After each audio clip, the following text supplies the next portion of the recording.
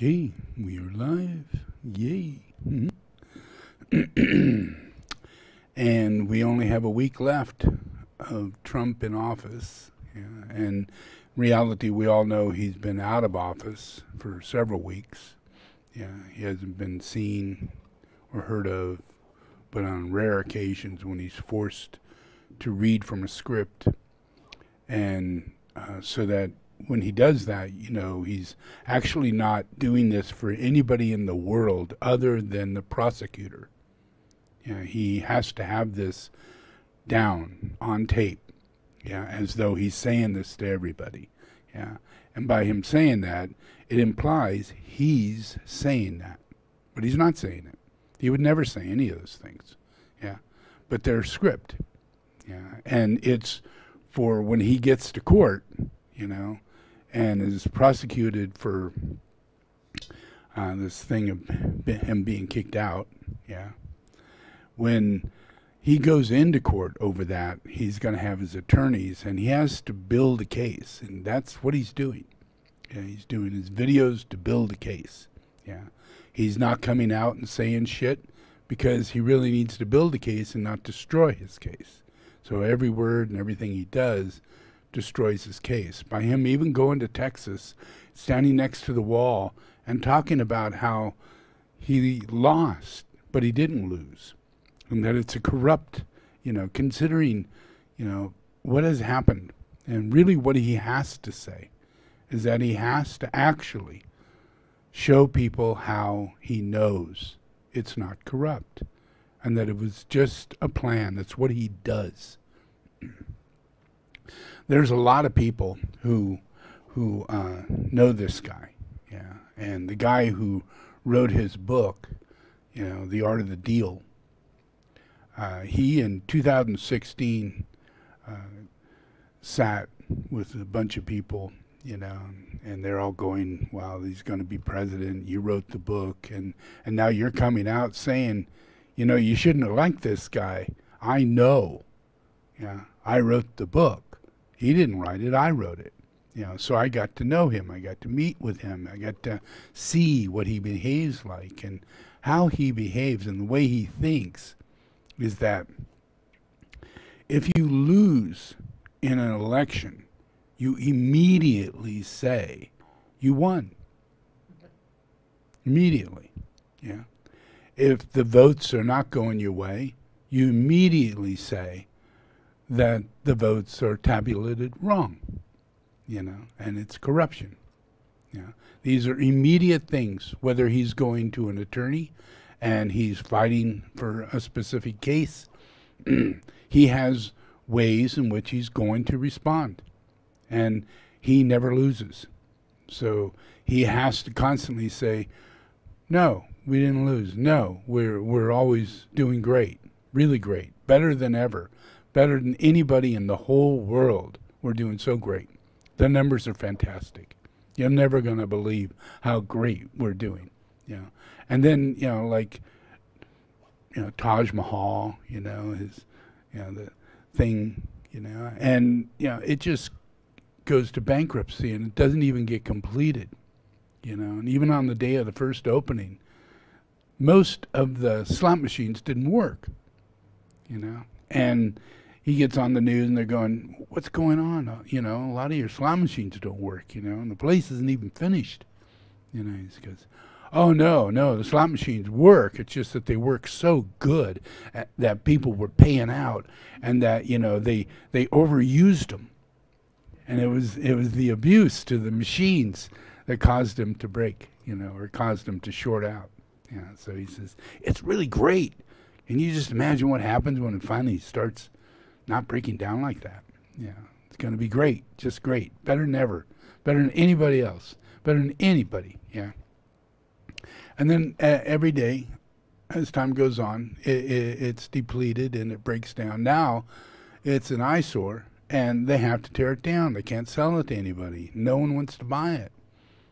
People are getting out of the gambling business.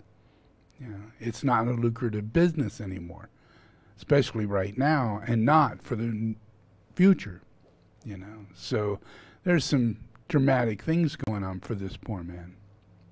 He used to be the guy who had the PGA. Yeah, and he not just one but two, but the biggest one was the one that really pays him big bucks, and it gives him credibility, all this stuff. Well, those contracts were completely eliminated. And all of his contracts in New York have been eliminated. A lot. 2 skating rinks in downtown, in the area of Central Park. The carousel of Central Park, the most used carousel in the world. And those skating rinks, all the time they're used. And all of that, contracts null and void. You no longer own these places. And to a golf club in New York, he too can't have anything to do with it. His daughter and Jared decided to move to Florida, in an island setting, an island in Florida. And it's a place where everybody has to be a millionaire. All the houses are multi-millionaire houses, and everybody's got an acre of land, and it's just dramatically wonderful. It is paradise for the wealthy, mainly because it has the best club for millionaires. Super duper club, super duper restaurant, super duper rich people you get to hang out with. That was their plan.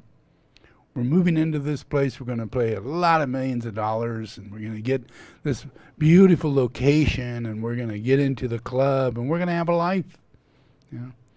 Well, the club has banned them. They're not allowed in the club. They're not even allowed to sign up and apply for the club. Not allowed. Because they're terrorists. A family of terrorists. And all the things that he says he's never done and he can't do and wouldn't do, he did. And people are getting wiser. His neighbors are getting wiser. They don't want him back in Mar-a-Lago. They have a contract stating that he would not live in Mar-a-Lago. So he really can't go back there. But that's his plan.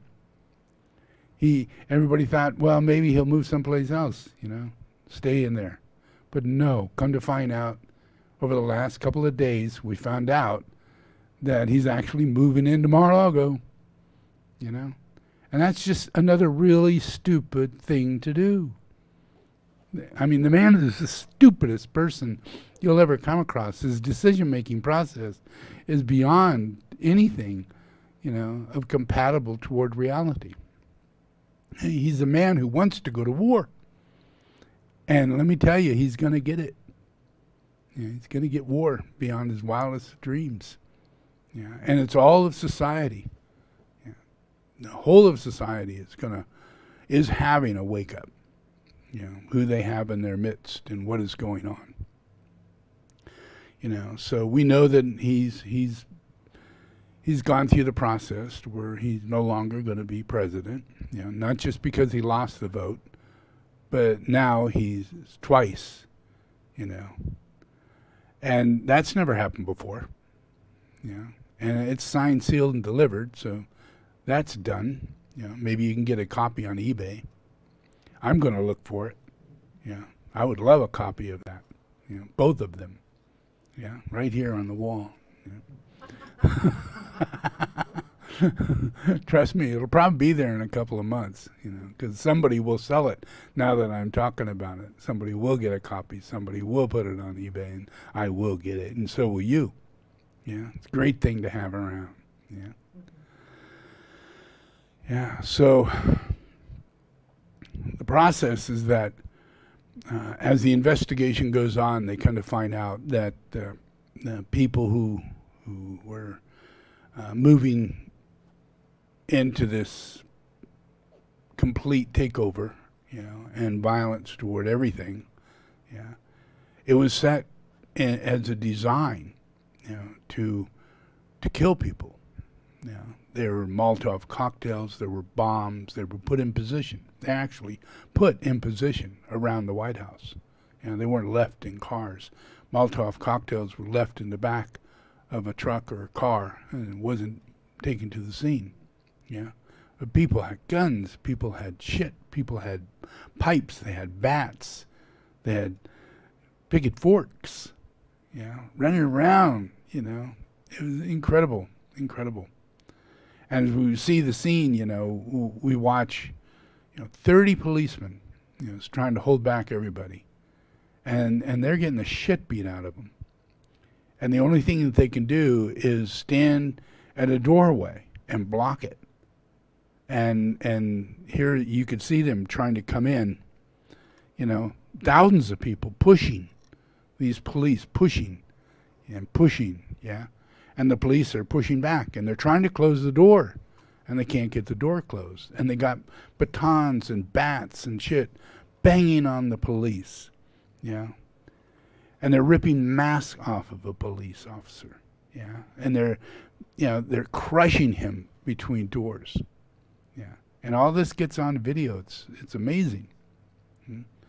But it's where the people who went there, that's where their minds were at, and they were led by Trump. So there's a number of people who've been talked to, their lawyers have been talked to, asked what made these people do this, because there's people who's being sued right now, and they're being asked, why'd you do this? What's going on with you? This is crazy. Every single one of them says, I did it because Trump told me to. I did it because none of you believe in the president, and that's terrible. And Trump said that that's terrible. And we have to stand up and fight. We have to fight for this because they stole the election. We can't allow this election to go forward because it's a lie. It's a steal. And these people, in their hearts, they believe it because they're patriots. If you imagine, what is a patriot? A patriot is a person who lives in a country, who believes in that country and wants to instill patriotism into the country, which means that it's a nationalist. They're focused upon that country, and that's not a good thing. It's something that happens in the immature state, but not in a mature state. In a mature state, we're United States, and a lower place, we're patriots of Illinois, and patriots of Texas, patriots of California. And talk to the president. President hates California because it's a place that doesn't fit his way of being a patriot. So he thinks every state is a blue state or a red state, and that has to do with patriots. These are evil patriots. These are good ones. These are people who are socialist and communist, who actually are not patriots, emphasizing patriot and emphasizing they're not patriots.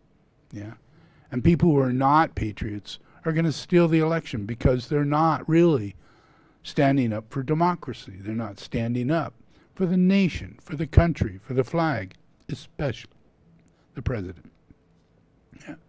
Because in a place like that, when your mind is real small and you're thinking in terms of very small understanding, and you could be misled in a lot of ways. And when that president, is lying to you, because the people he loves the most, and he says this, the people I love the most, who vote me in, are the uneducated. Screams it out, I love the uneducated. Because I can tell you anything, and you'll believe it. Coal's coming back, people. Yes, sirree, promise you, coal's coming back. Vote for me, and I'll bring you coal. And they believed it. And there isn't anybody in the world that thinks that way. And these are people who are having a hard time not thinking that way because they live in a coal mining area. It's really difficult for them to let go and learn and come out of it. And he used that. He used people's weaknesses. He did everything to force people into a process of being a cult. Yeah. And his way of talking brought people together in relationship to QAnon. Yeah. And, you know, white supremacists. Yeah. Yeah. People who honestly, you look at, watch the YouTube and just look up this thing called Karens. Yeah. And that's women who go nuts. Yeah. Women who won't wear masks. Yeah. Women who go into a store and scream at everybody. Kick and hit the floor and hit people and say the terriblest things and call Mexican people, get out of here, go back to your country. You know, Asian people, get out of here, go back to your country. You know, and they won't wear a mask. And they come in groups sometimes. Yeah. And every single one of them are standing up for Trump. Yeah. And he just says, well, you know, I'm not going to wear a mask. First thing he says when they talk about, well, there are these things that we need to do to help to try and prevent this. And when it got to wearing a mask, you know, Mr. Crazy, super nutty guy, you know, who's so prideful and arrogant, yeah, and honestly believes in white supremacy. He just believes he's white, he's protected. He's white. He's the only one who's right. Yeah. Yeah. The land is his. The material world is his. God blesses him because he's white. Talk to these white supremacists. They actually are under an illusion like Judaism, that God chooses white people to bless and make them the leaders of the world. Yeah. The clean, pure race like Hitler. Yeah. If you talk to these people, you know, they'll mention, you know, well, it's about the bloodline. Yeah. Pure bloodline. Yeah. You don't want to be having Jewish bloodline. Yeah. You don't want to have black bloodline. Yeah. That would take you out of your nature. Yeah. Because as a white person, we're blessed by God. Yeah. And it's such a diluted concept. Yeah. It just triggers everybody to think everybody else, according to God, you know, is less. You know, like Judaism. Gentiles. Yeah. Don't touch them. Don't get near them. Yeah. Use them as your workers, because they're stupid people. You know. The opposite of your creed, the opposite of your, you know, your belief system. Yeah. Yeah. So that's really low-minded characteristics that we're coming out of. Yeah. We're all kind of coming out of that. Yeah. But this is the influence that he brought. Yeah. And you've all seen the guy with the horns, right? Yeah. And he's the shaman of the QAnon shaman, you know. What does he have to do with this? Why is he there? You know, what's his thing? Well, according to his lawyer, see if I got this right. Oh, yeah, this is a good one.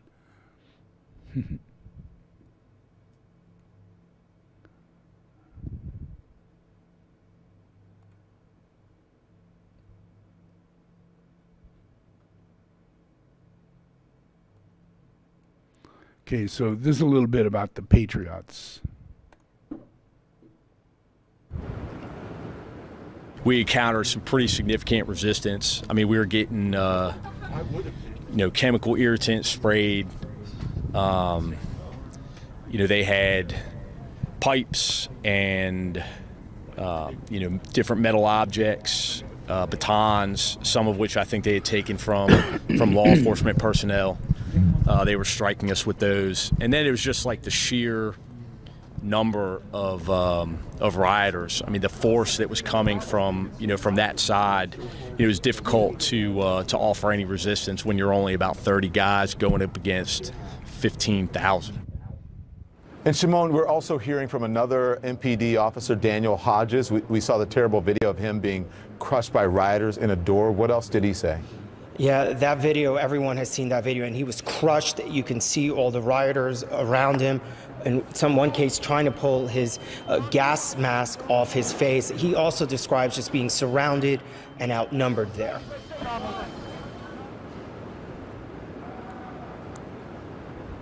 The guy ripping my mask off, and he was able to rip away my baton and beat me with it, and you know, he was practically foaming at the mouth.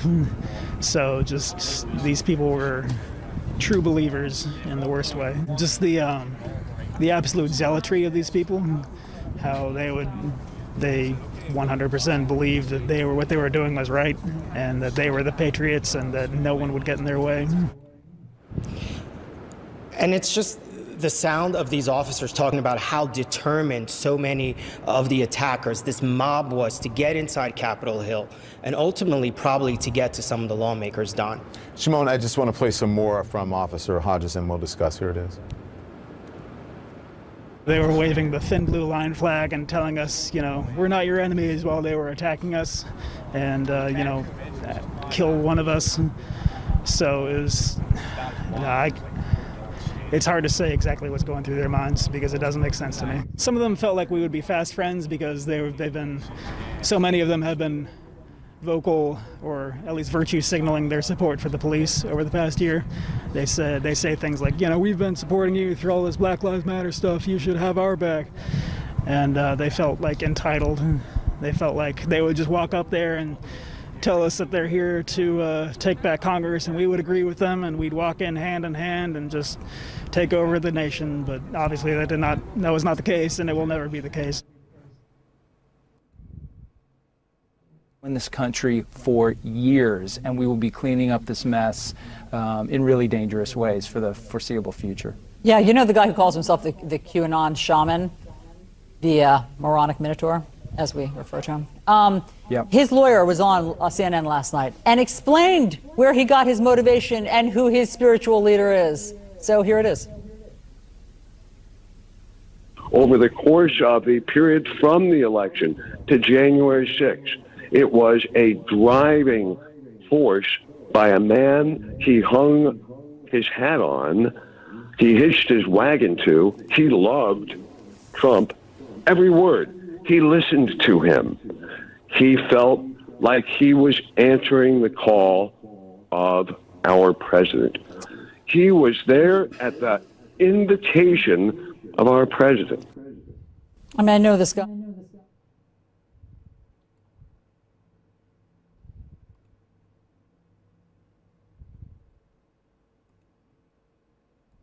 This edition is? Stop this deal! Stop this deal! Stop this deal! Stop this deal! Stop this deal! We do not consent to be governed. Nor shall we ever be consented to be governed by an illegal, fraudulent election. But you elected a guy who also doesn't care much about consent. We do not consent. Will you accept Joe Biden as President of the United States on the 20th? No, I will not accept the verdict. No, I will not. So look, I've educated myself about this, okay? I don't know all that's in the Constitution. Have you read it? It's pretty short. The Constitution of America? Yeah. I've not read the whole thing, no. You've read the entire thing? Yes, it's remarkably short. All right. I doubt that, but it's okay. You should read it, because you might be committing a seditious act in an hour and a half. Okay, I'm not going to comment about that. The people didn't vote for Joe Biden, though. The Dominion system voted for Joe Biden. Do you think it's possible that Hugo Chavez infiltrated the Dominion systems, changed the votes, orchestrated by Joe Biden? I think anything's possible. Do you think it's possible that a president who never polled above 50% lost the election and is sore about it? Absolutely not. That's not possible. The one thing you couldn't help but notice was just how many people looked like they were preparing for battle. From the tactical vests to the pitchforks, this rally felt charged. You can tell these people really love America by the number of weapons they brought to hurt other Americans. Looks like we got some Proud Boy action. Either that or the Cabela's street team. What's your flag say? Come and take it. Come and take it. Do you have a weapon? No. No? Why not? Did they take it? Sorry, bro. I was worried that we were in trouble, but then I saw that we got the tyranny response team here, and I feel a lot better. Thanks for all you do. And for those supposedly caught off guard, claiming they didn't see this violence coming, if you'd paid attention to any of these rallies, all you have to do is open your eyes and ears. The message isn't exactly subtle. Make no mistake, we have the guns, and we are now in the streets. We are gonna clean this place out, one way or another. You look down there, I have 1 million plus people angry. Very, very angry people. Can I ask why you're carrying a pitchfork? Well, a pitchfork is it's just an iconic representation of what people over time have done in this country. It feels more like a weapon, to be quite honest. No, it's not. It's farm equipment, and it's legal in this city. Yeah, are you farming today? It's an icon. It's a representation. We're not asking for violence right now. I got to tell you, from the movies I've seen, the hordes of people with pitchforks are usually the bad guys. How close do you think we are to 1861? But Seriously. hang on. Are we close? Hell yeah, you are. That's the Civil War. Would you rather die on your knees than be free? Aren't you a little bit freaked out about 600,000 Americans die? I see you're not wearing masks, never mind. This thing was a powder keg. All it took was someone to light the fuse, like these human blowtorches. Let's have trial by combat. Stand up and fight. Stand up and hold your representatives accountable. We're going to walk down to the Capitol because you'll never take back our country with weakness. You have to show strength. With those orders, the crowd of economically anxious insurrectionists advanced on the Capitol.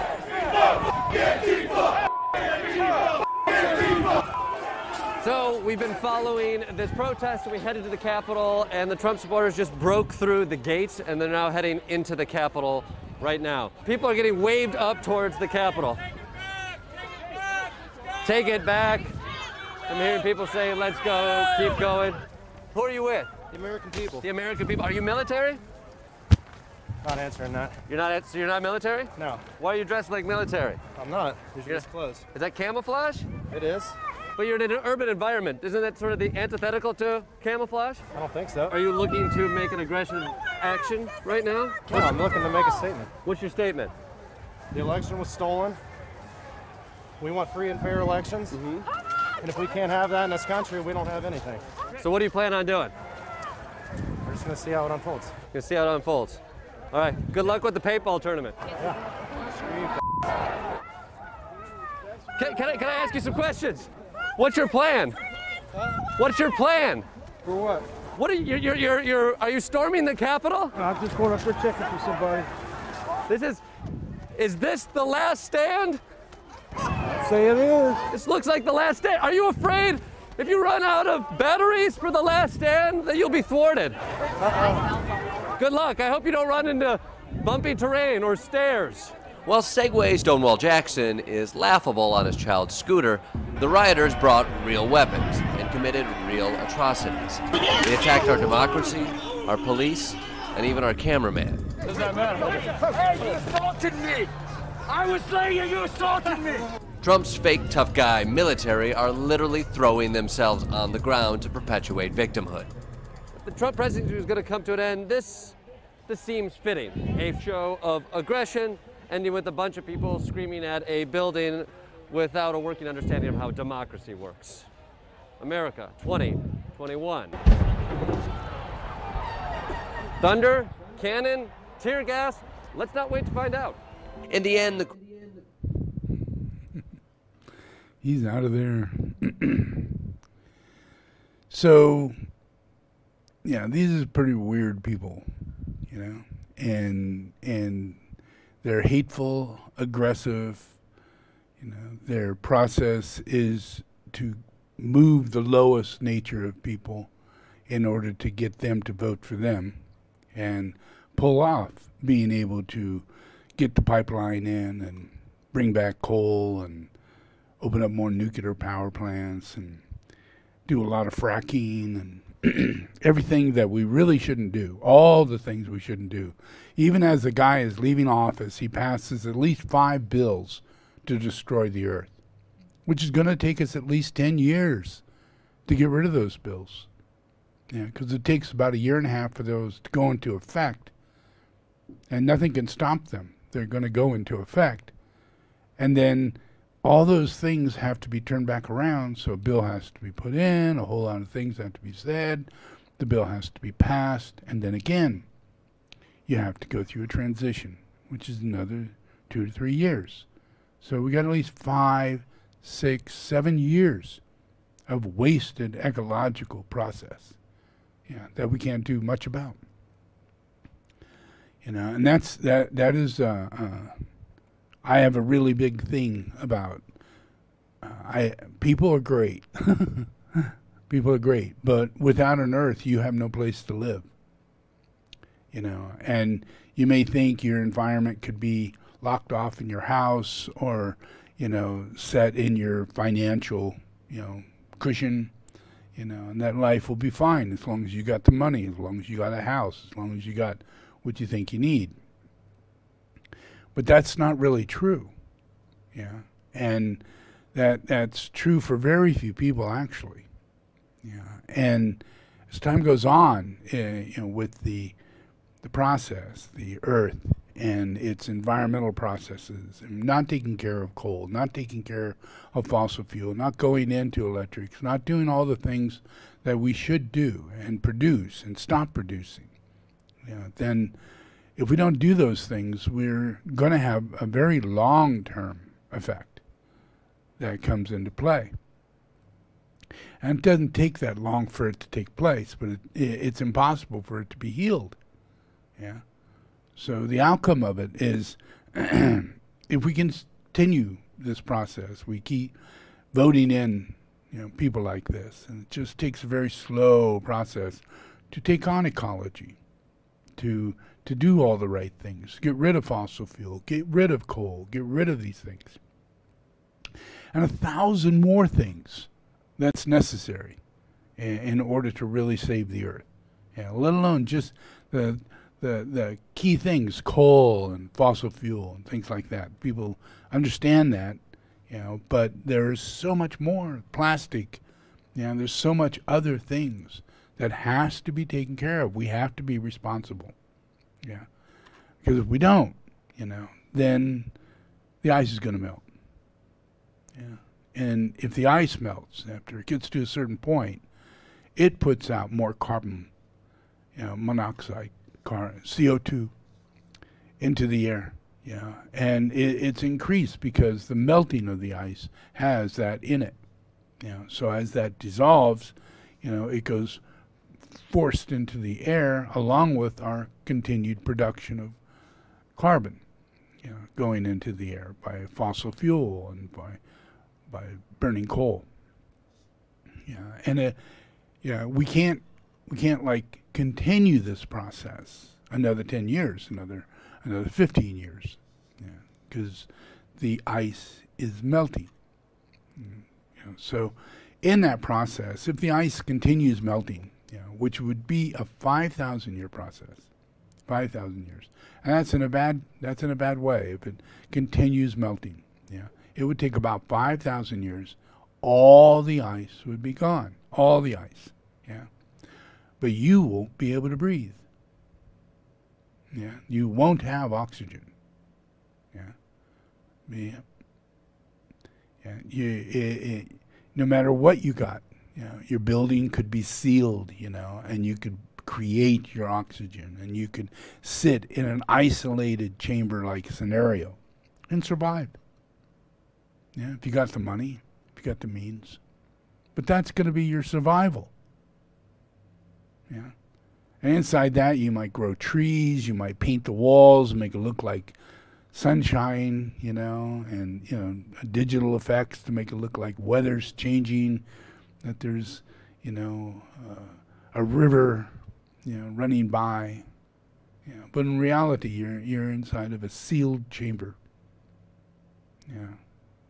And there's no way around it, because if you walk outside, without a completely enclosed suit, you're dead. That's Earth. That's Earth. How many of us are going to be reincarnating in that? Really, we will limit our number of people we're going to bring onto the Earth, because we can't put everybody in these chambers, and we can't do those sort of things. So, and people will die in numbers you cannot imagine because of the economy, because we are not prepared. And 5,000 years, trust me, people, it passes really fast. 2,000 years ago, Jesus Christ walked the earth. And you know that as history, as something that's really something you can relate to, as though it's recent history. Recent. Yeah. 5,000 years. 5,000 years. And no human beings. Yeah. 5,000 years. That also means no life in the ocean. None. At about 150 years from now, the complete ocean way in which it moves, the way in which it circulates, will be dramatically changed. Yeah. And when you take ice and you melt it, and water, regular water without salt, the amount of water that will be increased is the exact amount that is the ice. Yeah. That's what happens if you melt it in water. But what happens if you melt it in salt? In salt water? Well, mass is increased by 3%.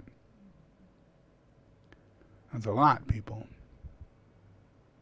That ice cube, that was large ice that melts, goes off into the ocean, and that turns into much more CO2,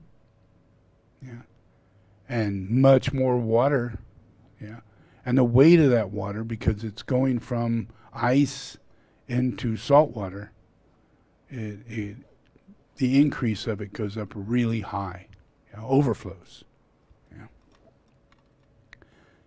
You can't imagine, the degree, that takes, and the way in which, that it destroys all the life in the ocean. It destroys your ability to grow a crop.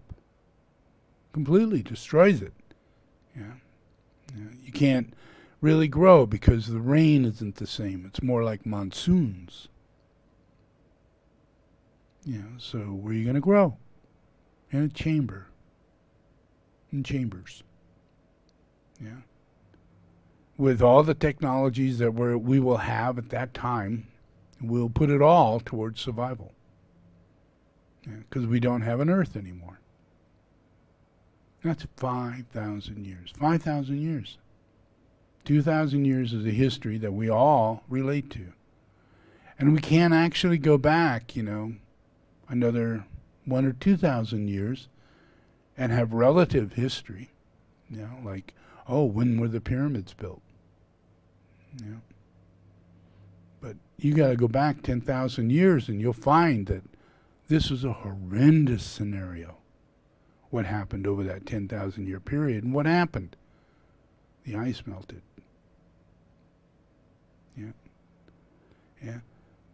All of the pyramid used to be above ground, and when the ice melted, it became under the water. And you can see that if you go to the pyramid. You'll see water lines all around the pyramid. You'll see erosion everywhere. You'll see, they didn't just take all that stone off the pyramid.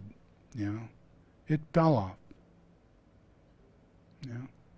By being soaked in thousands of years of salt water. And when it came back up, there everybody could see the Grand Pyramid as it is, as we see it today. And that was just 5,000 years ago. But we have no written history. All we have is archaeologists and geologists who study the earth and study history and can put these things together. And it was a natural course of events, this process of the earth warming, and the influence of what took place. But where we're going now is stepping into a whole new area.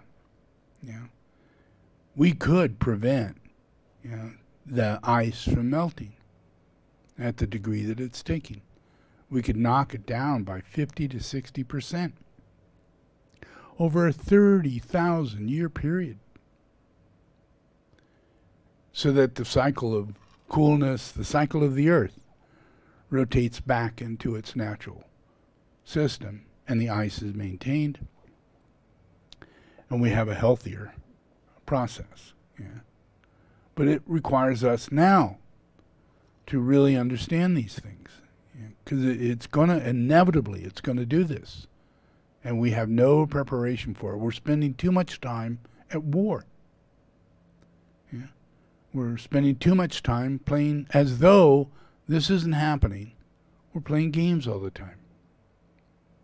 We go to football games. We spend all of our time at movies, you know. We have no idea who's being elected and what is going on in the government. No idea. It just comes up every 4 years. We vote, and we have no idea who all those people are that we voted for. You know, just maybe 3 or 4 people. That's it. You know, and you just go ding, ding, ding, ding, ding, ding, ding, ding. You know, and all these people come into office because you're either Democratic or Republican, and you're voting your particular way. And that's not the way to vote, people. You should never vote because you're a Democrat or you're a Republican. You should vote because you're a wise person and you see change and you want change. And those who are here to bring forth change, those are the people to support. Doesn't matter if they're Democrat or Republican. Doesn't matter at all. Yeah. Well, what does matter is that you have a conscience, and that you have to make these decisions, because we're ecologically bound. Ecologically, that means that we are the caretakers of Earth. Yeah. To even understand ecology is to understand that we are the caretakers. Yeah. You can't step into ecology and step back. You have to play a part.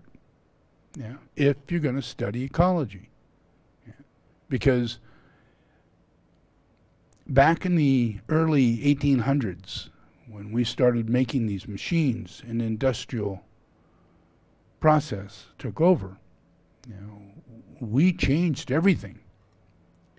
And the process of how much CO2 was in the air, went up so high.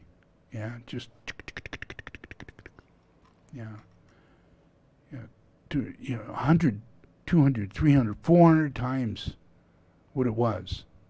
Even back in the 50s and the 40s and the 30s.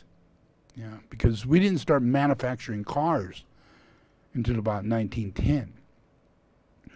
And we made railways and railroads and steel and manufacturing of cities in the late 1800s.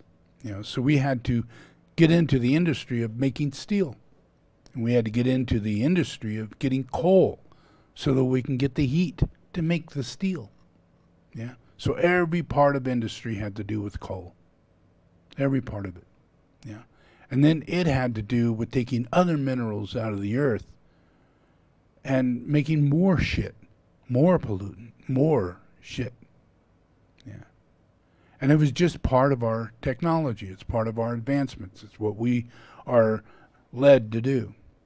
Yeah. But imagine if there was during the time of Tesla and Edison, there were 2 particular people that were head to head. No, I'm going to go DC. No, I'm going to go AC. No, I'm going to go with electric motors. No, I'm going to go with gasoline. No, I'm going to give away free energy, free electricity all around the world. No, that we don't even want to go there. We can't even talk about that. Where Edison is going, wow, I can provide you electricity, provide you lights, provide you heat, provide you all kinds of things. Yeah. But to do that, it's going to take a generator, in order to generate that electricity.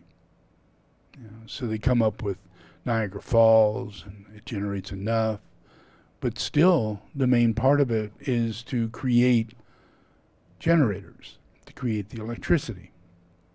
You know, so everything that was going on with Edison was involved in the process of functioning with the use of motors, the use of DC, yeah, and the use of, you know, imagine, I mean, you'd have to really understand electronics a bit in order to understand the ridiculousness of trying to run electricity from house to house using DC, you know, because your wires would have to be like this thick, you know, because you'd lose so much electricity in short distance, you know. So alternating current was able to maintain the same level of electricity at very long distances, yeah, and then you could transfer it back from alternating to DC if you needed, yeah, but it's totally functional, yeah, yeah, and this is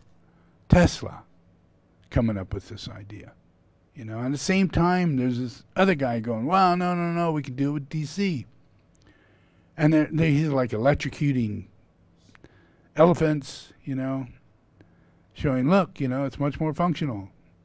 You know, it's good for electrocuting people, you know. And you know, this thing over here with this guy, you know, he's able to stand here and have electricity come out of his body, you know, and all this kind of stuff, Mr. Tesla, you know. What kind of world would we be in? We want to be in a world where we understand the electricity, according to Edison. And, it, you know, you would think a genius like that would get it, you know, alternating current. I mean, how do you not get it? He's making light bulbs, he's doing all the things he's doing, but his thing is his pride. His idea was different than his idea. Yeah, and he wasn't about, him and Tesla weren't about to merge having a very similar idea. Yeah, because Edison's ideas had to be his. Yeah, and that was it, you know.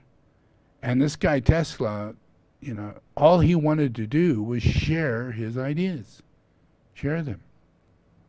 But the problem was that they led a totally different thing. They had soul, it had spirit.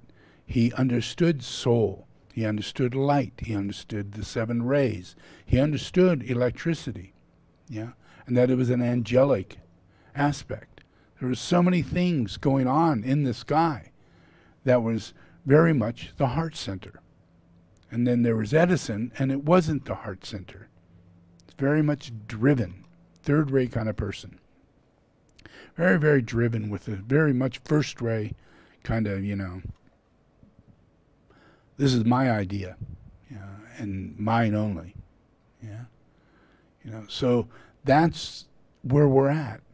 You know, we have the heart and mind of the soul, and it leads us.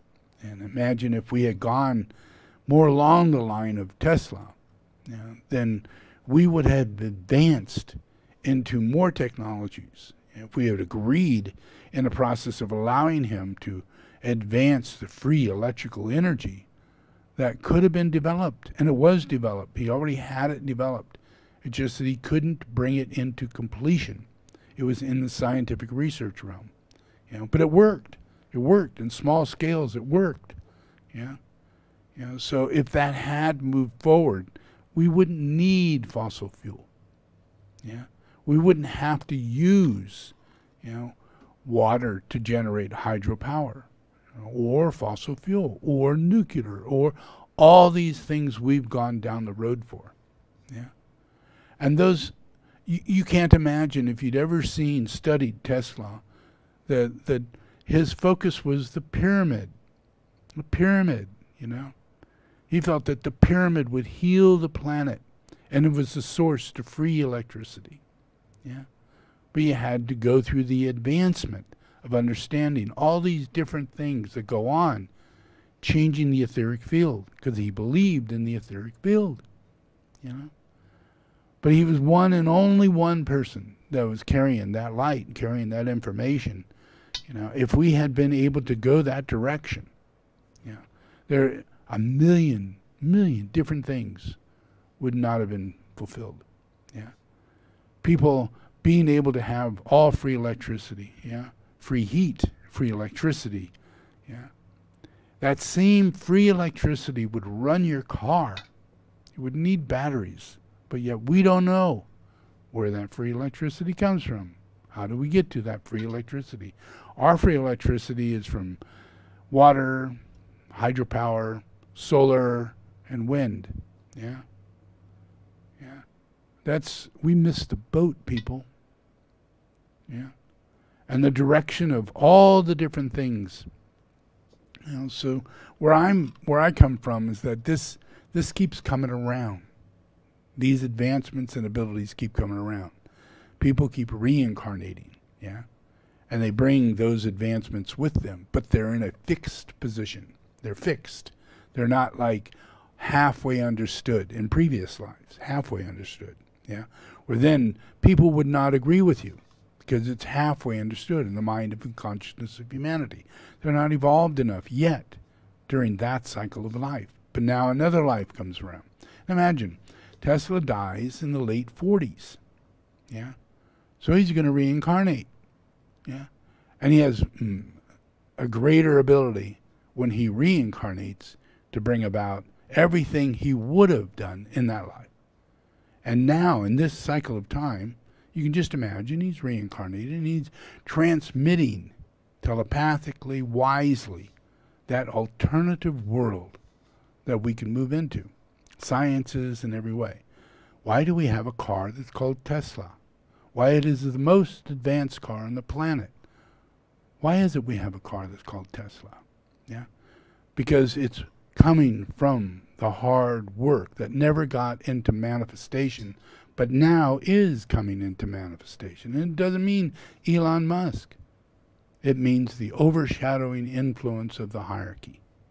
Yeah, and that when we incarnate, we have difficulty in fulfilling our program, our ideas, because it's not a collective idea. It's an individual idea. It's a master trying to initiate, a new way of seeing things. Yeah, that's how masters work. But a lot of times there's only just a few students who receive that and don't go into conflict over it because they have another way of seeing it, which is much lesser. Yeah. So that life, not a lot gets done. Yeah, except for the master. The master learns a lot, yeah, and is stored in the master. So that's a causal body. And he died in the late 40s, yeah, about 48, 49. Reincarnates, yeah. Nice thing, yeah, because what comes with that is all the influence that comes with that. Yeah, that whole entire energetic field that comes with individuals. And we don't know reincarnation is really a real reality. We don't know it. And whether you know the person who is the reincarnation of Tesla, that doesn't matter. It's God's plan that matters. And the hierarchy is here to fulfill the plan. And it's a lot of times in frustration or whatever, but it's the plan that matters.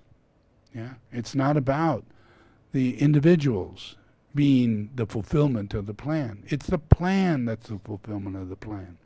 And it takes many incarnations to do so.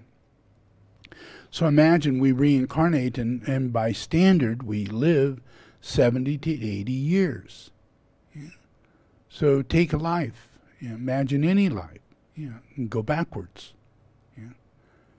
If we go into the time of Hitler, the time where an enormous amount of pollution was taking place, nuclear bombs were being built, people were crazier than shit, and very much moving in the wrong direction. But then there were other people in the light that were talking, like Roerich, a great philosopher and painter and a person who traveled to Tibet and came to America and spoke with our American president and initiated an understanding about the coming of Christ and Tibetan Buddhism, and that it actually had to do more with Christ than it has to do with Buddhism.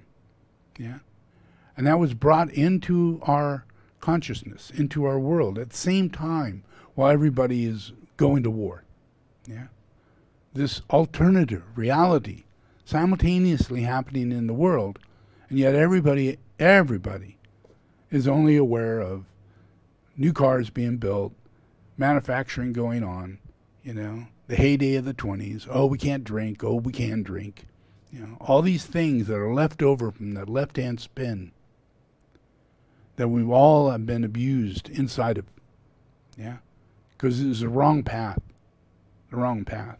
And the path of God, you know, the plan is constantly working itself out. Yeah?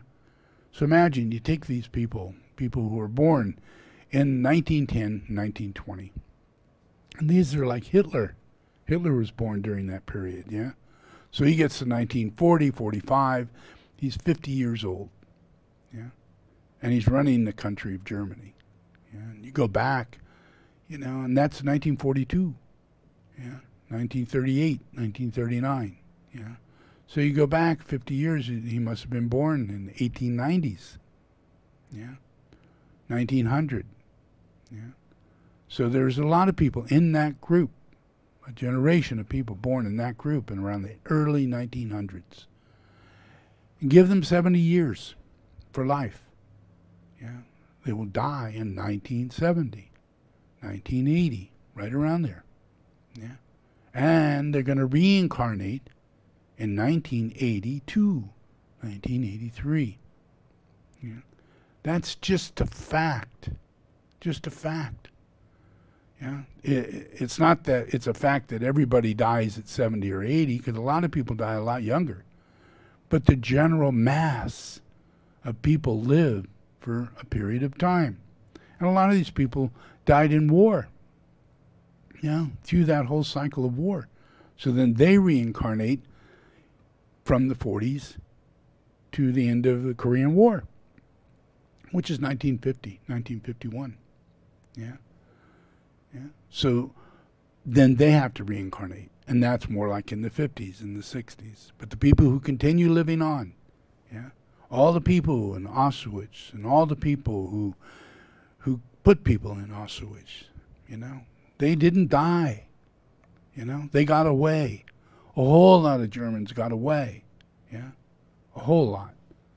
Yeah, and they lived on, and then reincarnate. And they reincarnated in the 80s. In a general note, they reincarnate in the 80s.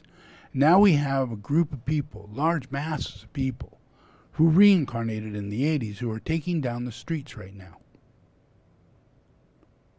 Yeah, they're taking away cities, as though they're in Germany, as though they're with Mussolini, carrying out the same activity they did in previous lives, with the same people.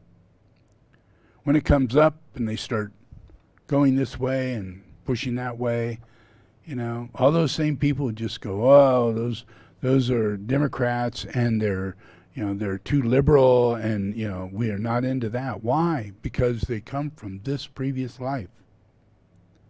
Yeah. People who honestly believed in nationalism. Big time. Italians believe big time in nationalism. Yeah, Germans believe big time in nationalism.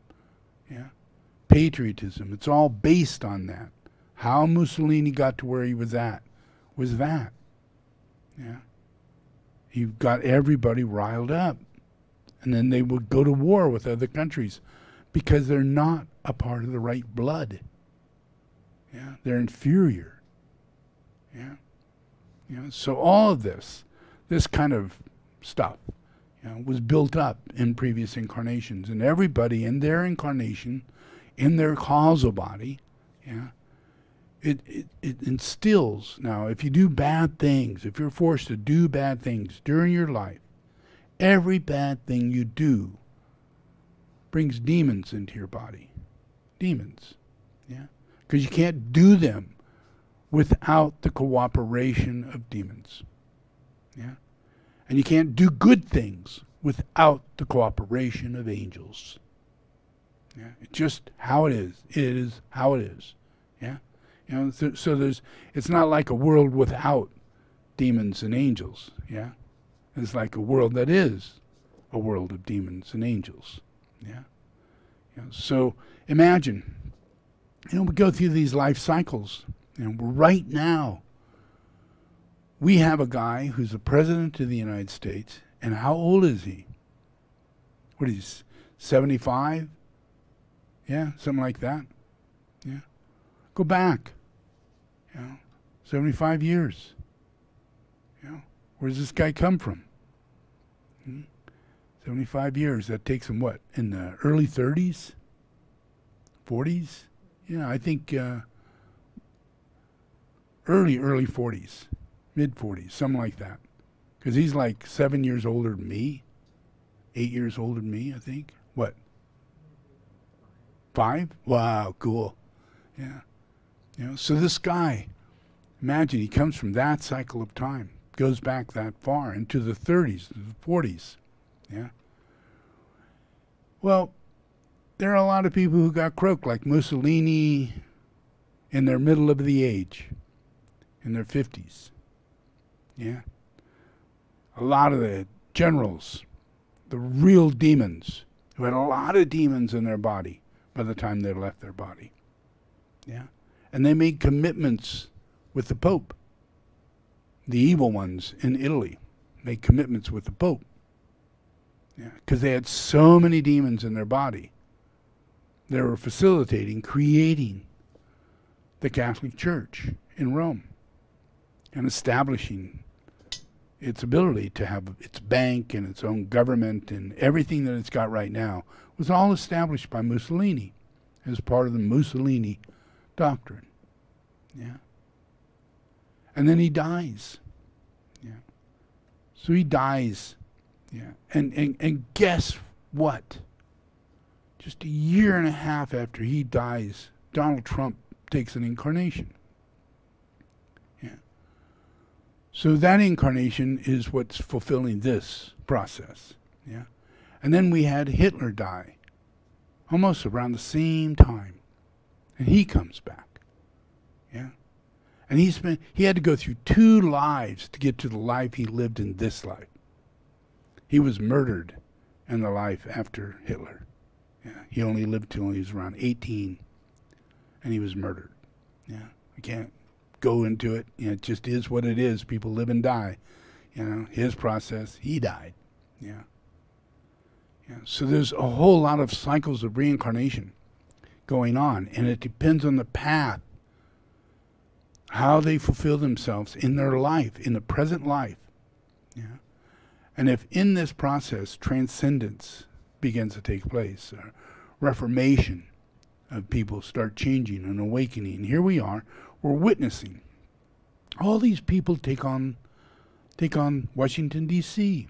They went crazy, and you listen to them, you ask them questions, they all say the same thing.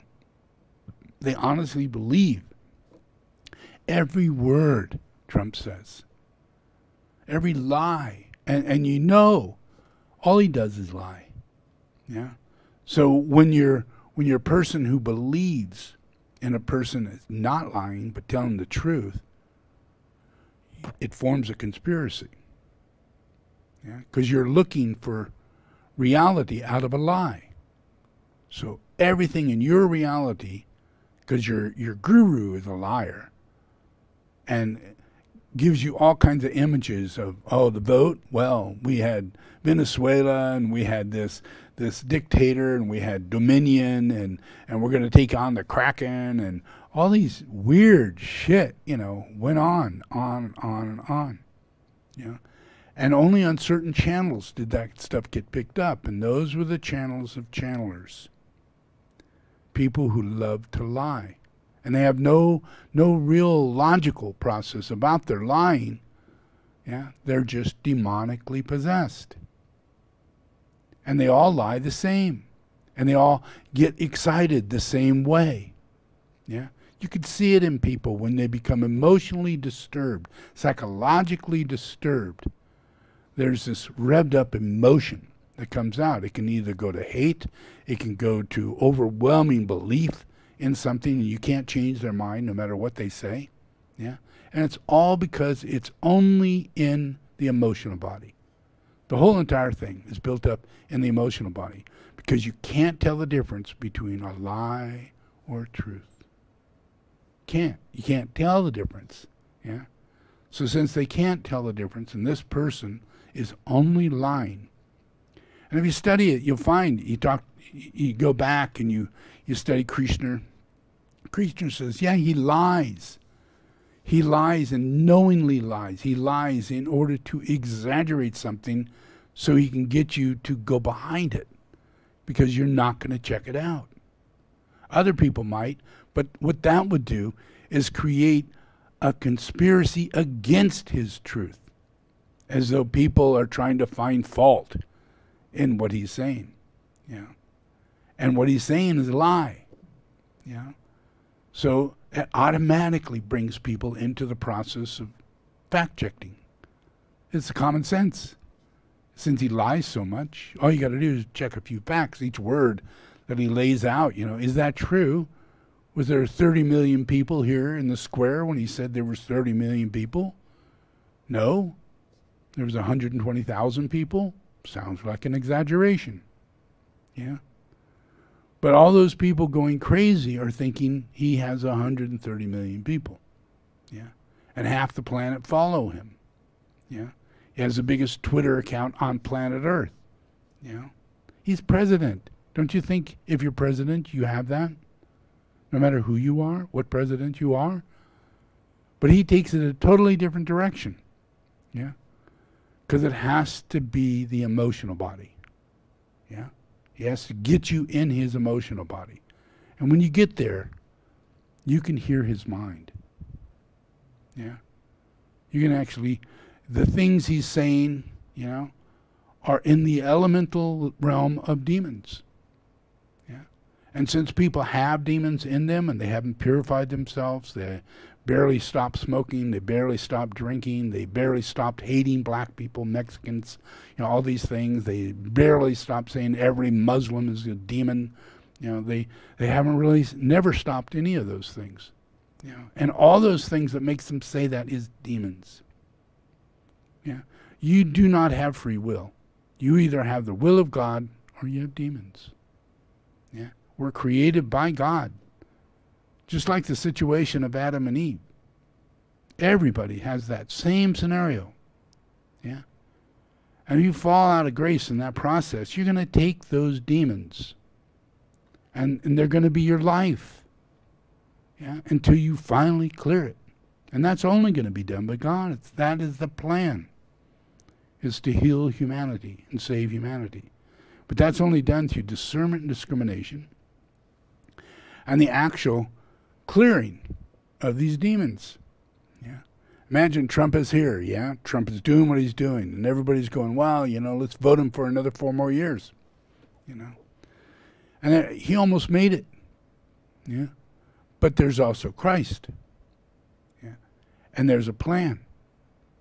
And if Christ is alive, and Christ is sane, Christ is talking, Christ is thinking, Christ is moving, many, many people, yeah, because we have a heart rather than just a solar plex.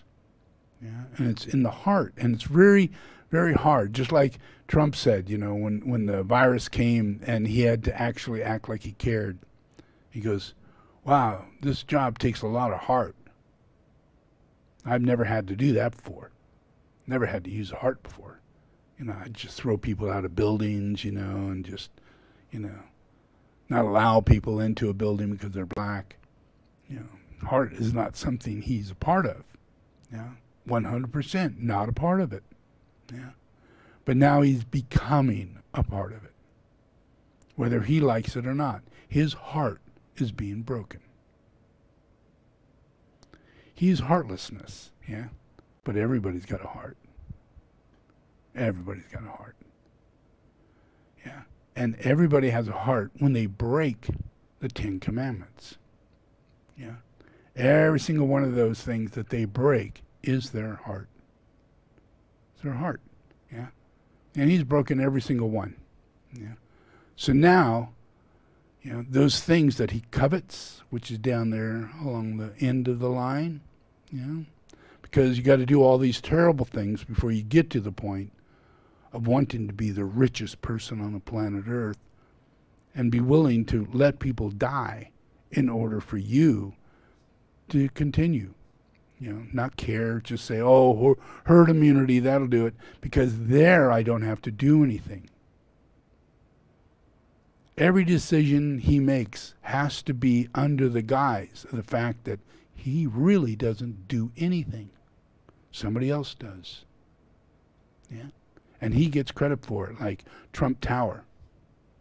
Where is he involved in Trump Tower? Is he an architect? Yeah. Is he a designer? Yeah. What part of it is Trump? Yeah.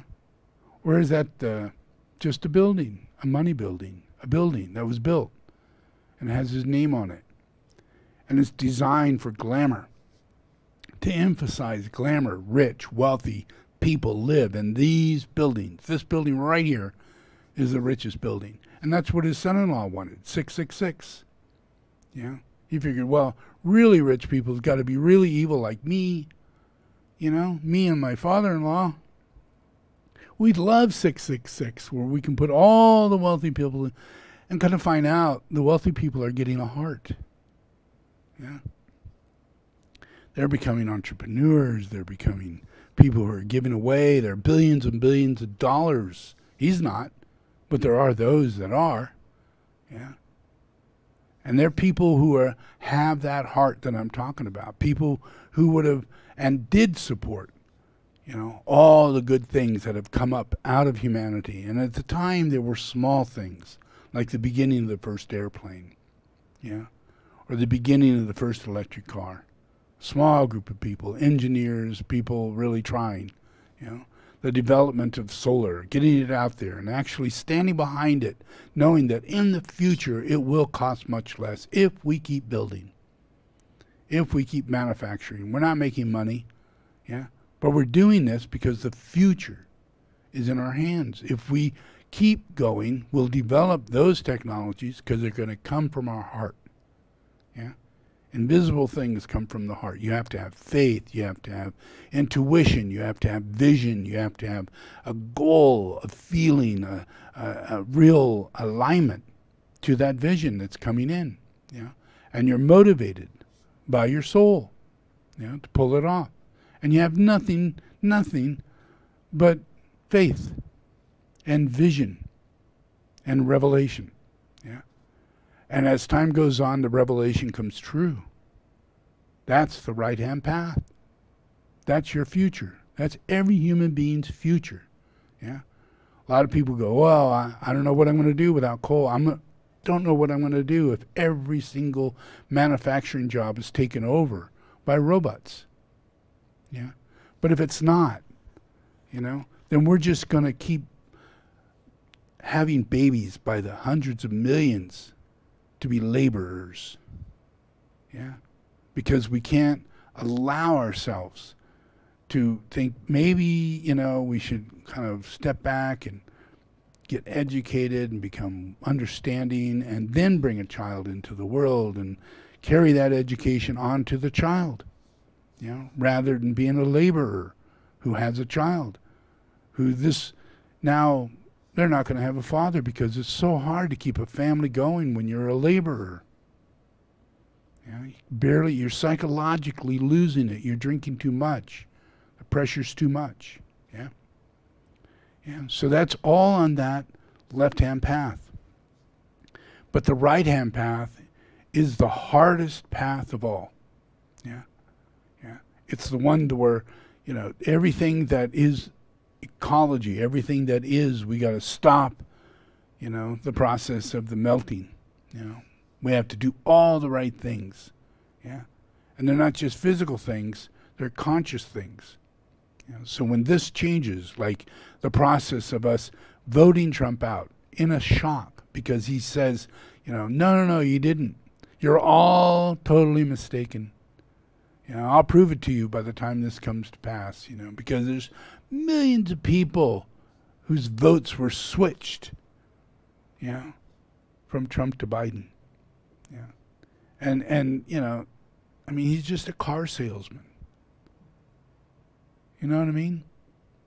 They all say the same thing. They say anything to sell you, and it doesn't matter.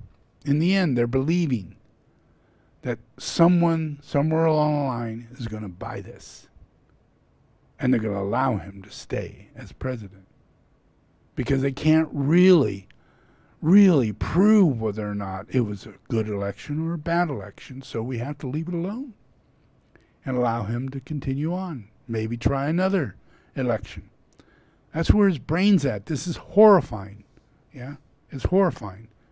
And every single person that went to that Capitol were simply fulfilling his desire body. Yeah. He even knew that this is going to turn to violence. He tells everybody all along the line, fight. Beat that guy up. Take him to the side. Back in the old day, we used to shoot people. We would riot in order to make sure that we don't lose what it is they're stealing. He would say these things over and over and over, as though nobody on the other side is listening. As though he's only talking to a small group of people that are willing to listen to his shit, his lies, and have lawyers go around who are the craziest lawyers on planet Earth. Crazier than shit. But when you got a group of people who are crazy following you, they believe those lawyers as though they're lawyers. And they're not. None of them are actual lawyers. They're all losing their law ability to practice law. All of them. A lady who came out and said, "Oh, I'm going to get the Kraken to come out." Well, the Kraken came out. Dominion sued them for $1.5 billion, and she lost her license to practice law. There isn't anybody who wants to stand in as a lawyer for Trump and still want to maintain practicing law or have a business that anybody would trust them.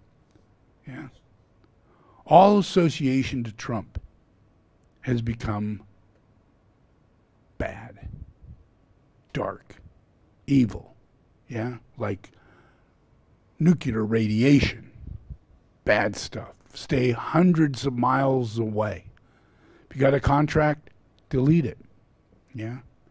That's second ray. When people can let go. No matter if it's a contract or an obligation. Even the people of Congress chose not to push toward him being, not kicked out. There's people of the Republicans who went, "No, I don't know if I can do that. I don't know." And only 10 voted to allow it to happen. So now he's got to be convicted for that impeachment. And it's going to require quite a few people to gather together and go through the court and pull it off. And they're going to do it. But the process behind it is that people's consciousness has to stay at a certain level, because they're just going to let it slide. As though, this would just separate people, make people feel more, ununified. But the truth is that we need to understand more what's going on. We need to understand it, get it to the point to where we can verify this man knew he was telling a lie.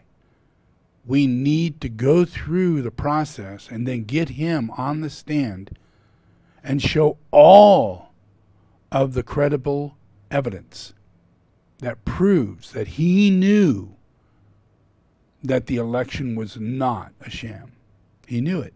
And that he said things to people that he would lie and make people believe that he won in order to get back into office. Because there's no other way. He lost. There's no other way. But there are people who actually heard him. And when we go to trial, we're going to have all this come up. And that's going to save Earth. That's going to save the United States. Because the only thing that's going to make this right is the truth. Everybody has to hear the truth.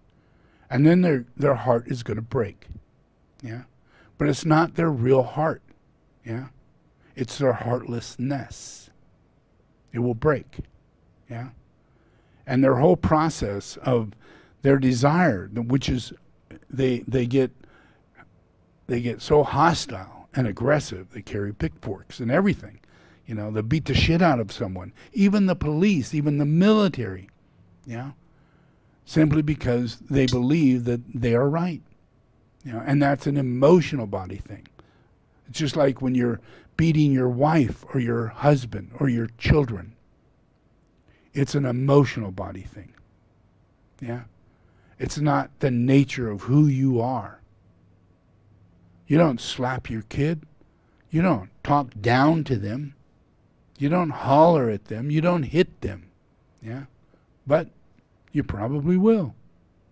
Yeah. Because it's the emotional body. Yeah.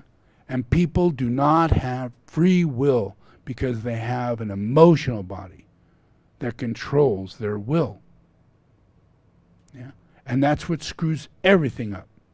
You know, so we have a process right now to where if we can get the truth to come out, the truth to be absolutely clearly shown, and then he and others who are other Republicans who actually said, I know that it's this and that, you know, they have to stand there and say, honestly, I am now 100% aware of the fact that there was no rigged election.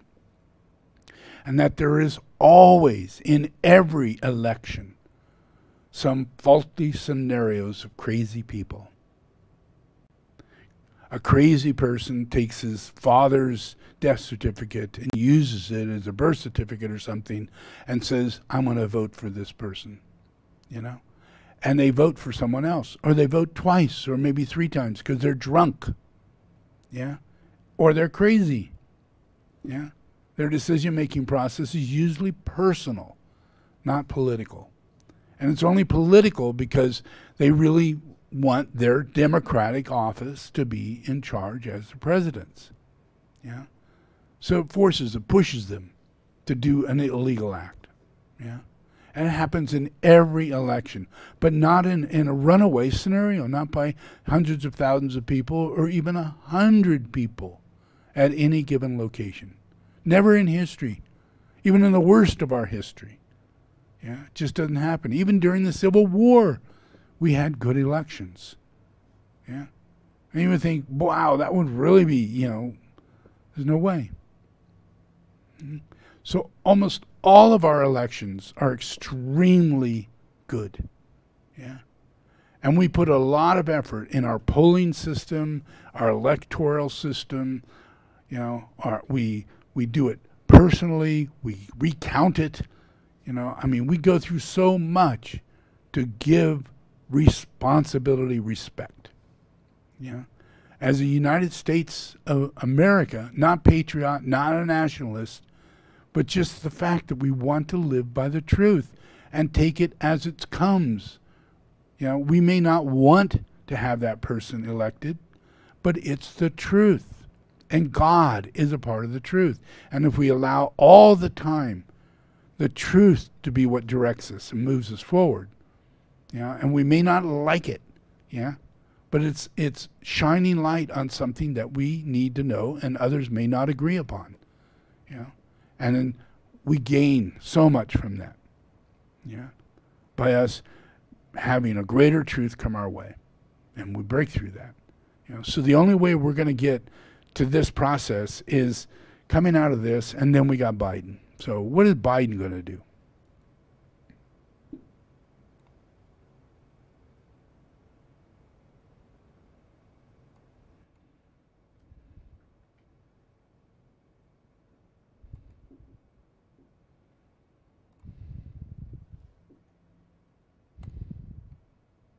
With the coronavirus ravaging our country, it is no surprise that Biden's first order of business is a massive COVID relief plan. Why? Because COVID is the boss right now. It doesn't matter who's the president or who's the CEO, COVID's in charge. And the last time our current president, President Trump, addressed the nation as it relates to COVID was over 5 weeks ago. Biden's plan that he unveiled last night is a $1.9 trillion proposal which aims to contain the virus and help boost a struggling economy. We not only have an economic imperative to act now, I believe we have a moral obligation. In this pandemic, in America, we cannot let people go hungry. We cannot let people get evicted. We cannot watch nurses, educators, and others lose their jobs. We so badly need them. We must act now and act decisively. NBC's Mike Memoli is in Wilmington, Delaware. Michael, break down this plan for us. Well, Seth, think back to more than a decade ago when an incoming Obama administration was proposing what became known as the Recovery Act. Your next guest knows a lot about this, as does Joe Biden, who was, of course, the vice president at the time. There was a big debate internally about the price tag and keeping it under $1 trillion. Well, now Biden, as the president-elect, is talking about a rescue plan that is needed even before you can talk about a recovery plan. And yes, it has a big price tag, $1.9 trillion. It breaks down into 3 different buckets. You can talk about the pandemic spending aspect of it, direct relief to working families and also to small businesses and to local governments. Let's take it one at a time here. That first bucket, the pandemic relief, we're going to hear the president-elect talk more about what is a vaccination strategy nationwide today. That's going to cost upwards of $20 billion as part of a larger $400 billion package here. And then you talk about working families. And what do we see here? Biden talking about $1,400 stimulus checks. Now, that's in addition to the $600 that was part of the most recent recovery bill passed and signed into law.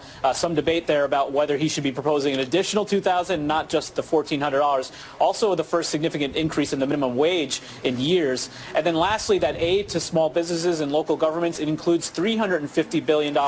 This is something Biden feels very strongly about to help keep those frontline workers employed. Local governments are really hurting through this pandemic. Now, Steph. So he went over that really fast, yeah. But there are so many things that are put into this. One, child welfare, yeah. I think $50 billion is put into both education and food, yeah. And the process of being able to maintain food within the family, not just giving $1,400 and $400 a week as unemployment, but making sure that the food banks and other areas in which people can get food, it goes up, yeah, increased in that. All these different areas, an enormous amount is being done, yeah. All the levels of, from the vaccine to getting vaccines to everybody, buying more vaccines and pushing them to produce more vaccines. You know, something that wasn't at all even being thought about. Yeah. So now all that's being pushed. Yeah. So within the next month, from the time that he starts, which is just in a few days, from a month after that, you will see things moving so fast. Yeah. And the ability for people to cooperate and move things along is going to be increased. Yeah. Mainly because there's all these Republicans who are forced to lie. Yeah, they're patriots. It's their president. They have to believe in their president and stand behind their president. Never turn on their president. They're all idealistic in their way of how they're going to behave. And if you're in government, that is not how it works. Yeah, there's really no separate sides. There's more ignorant. There's less ignorant. That's all there is. Yeah. And you have to talk, you have to educate, you have to share your understanding, yeah, to the rest of the Congress, to the rest of everybody in there. Yeah. You share it and you help to raise their consciousness, their interest to pass this bill, to do the things that need to get done. Yeah. Because most of the time they're ignorant. Yeah. And they're prejudiced by taking lies that's been told to them. Oh, there is no, thawing of the ocean relationship to the ice age and changing over into all the glaciers thawing out, and we're going to go into some kind of really hot spell, and the Earth will go into very dangerous period, and oh, we got to stop using fossil fuel. All those people have been lied to because they're ignorant. They lie to themselves, and they find other people that say what they want to hear. Yeah, and there are so many companies out there, oil companies, so many companies out there that are looking for these ignorant lawmakers, so that they will take their money and live well without anybody knowing that they're being moved into a Trump-like thought form, where more money is involved than truth.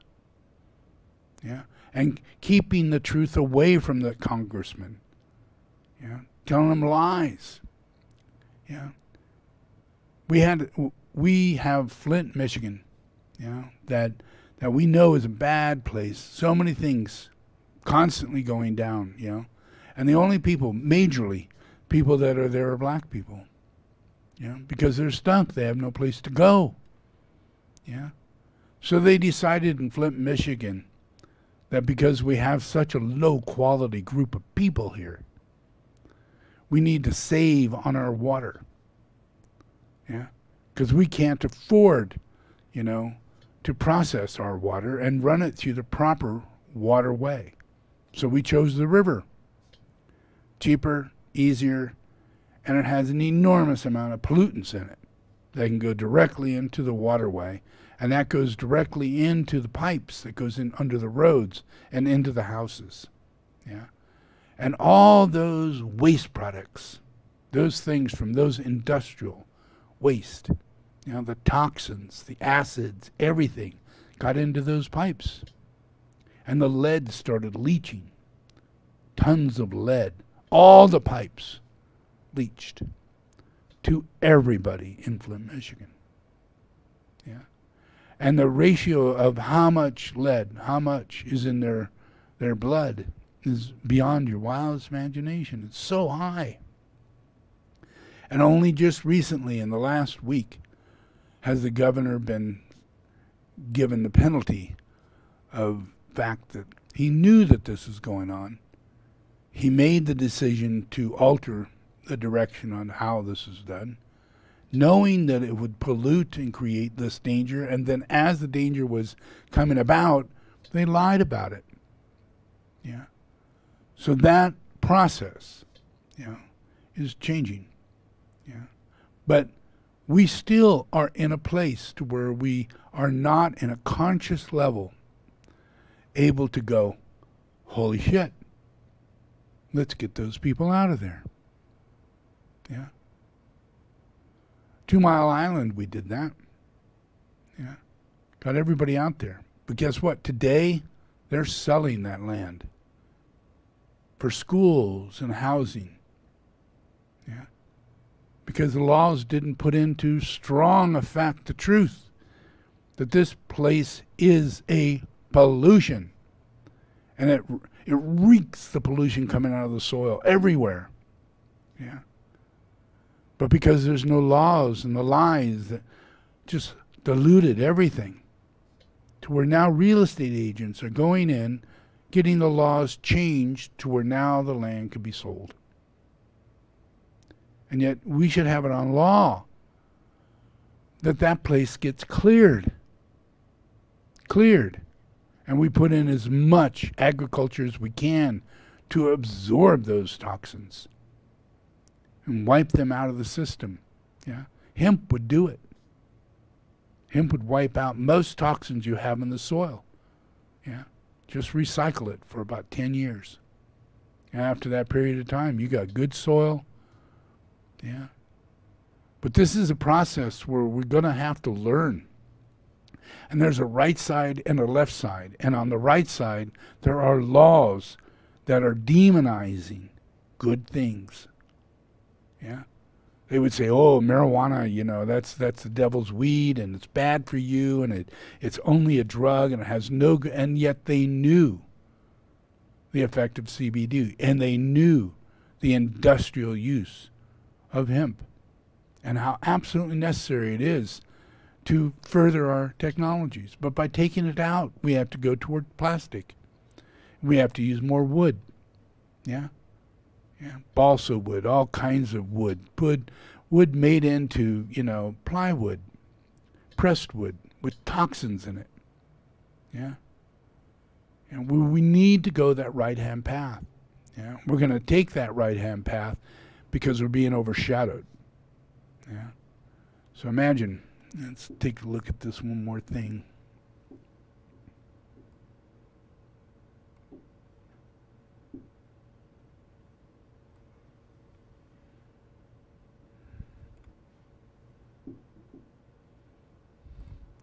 This is a funny one. It's the last one I'm going to do. But it's a funny one. Yeah. And it's the truth. That's what I like about it. It's about Jared and his little lady and their behavior. Yeah. So, you'd think most people are kind and caring and sharing. Kind, caring, sharing. Yeah. That would be normal. Really normal. Yeah.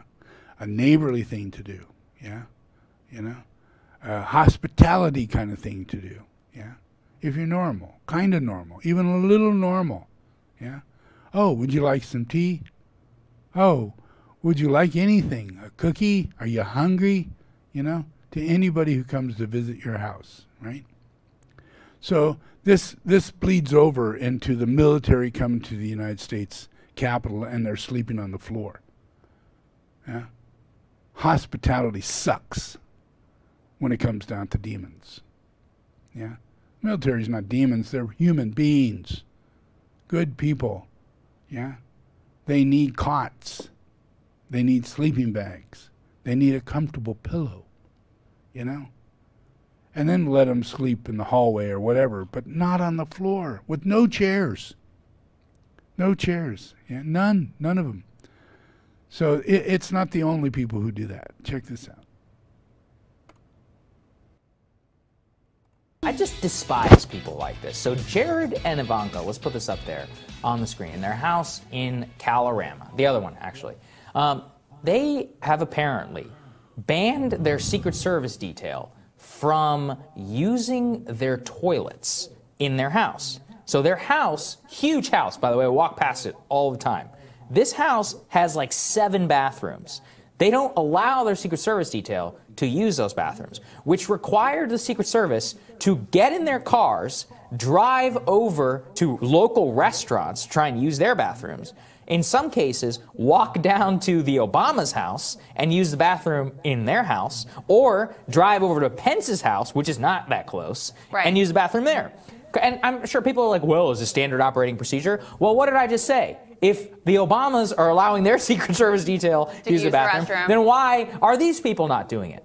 And so what ended up happening is since 2017, they have had to rent a basement apartment across the street from a rich Calorama resident at the tune of $3,000 a month, meaning that to date, we have spent more than $100,000 on a basement studio. This is taxpayer money across the street just so these Secret Service agents can go to the bathroom while protecting the first whatever the hell they are. So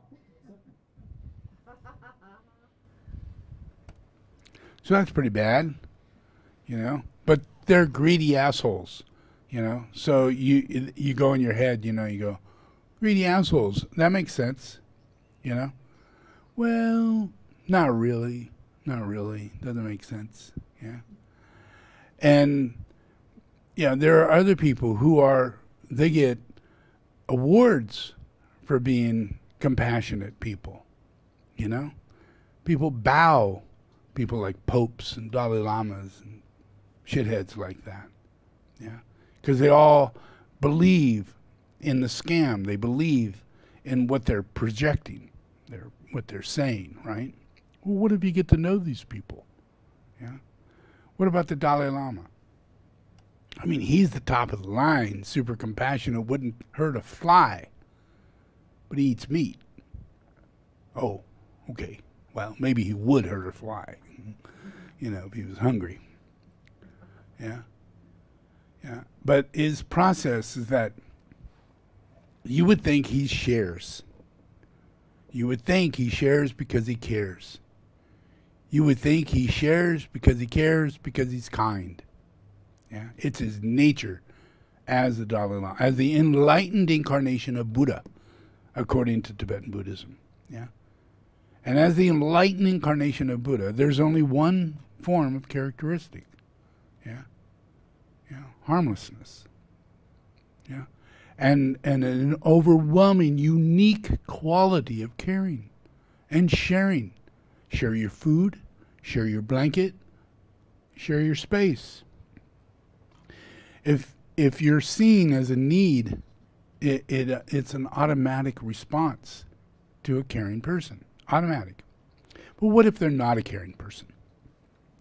What if they're filled with demons? A lot of demons. Yeah. And in the Dalai Lama's biography, and other people's biography, like the brother of the Dalai Lama, the father to the Dalai Lama, they tell a story. Yeah, even the brother to the Dalai Lama told the story, but the best one who told the story was the Dalai Lama, because he couldn't get away from it because someone already told the story. Yeah, so someone asked, what is it true that when your brother came to the Potala and he had to climb all those steps? If you've ever seen the Potala, there's a lot of steps. There's like 200 steps that get you to the second floor, and there's 5 floors. Yeah, and you get to the second floor and you're dead. It's hard. To get. You want to wait and stop, take another day. Have something to eat, rest, go to the bathroom, then go on to the next few floors. You can make it all the way to the top, but to keep going is really difficult. Yeah. So this guy who's with his brother, the Dalai Lama, he goes up to the Dalai Lama's place, right? And he's hanging out.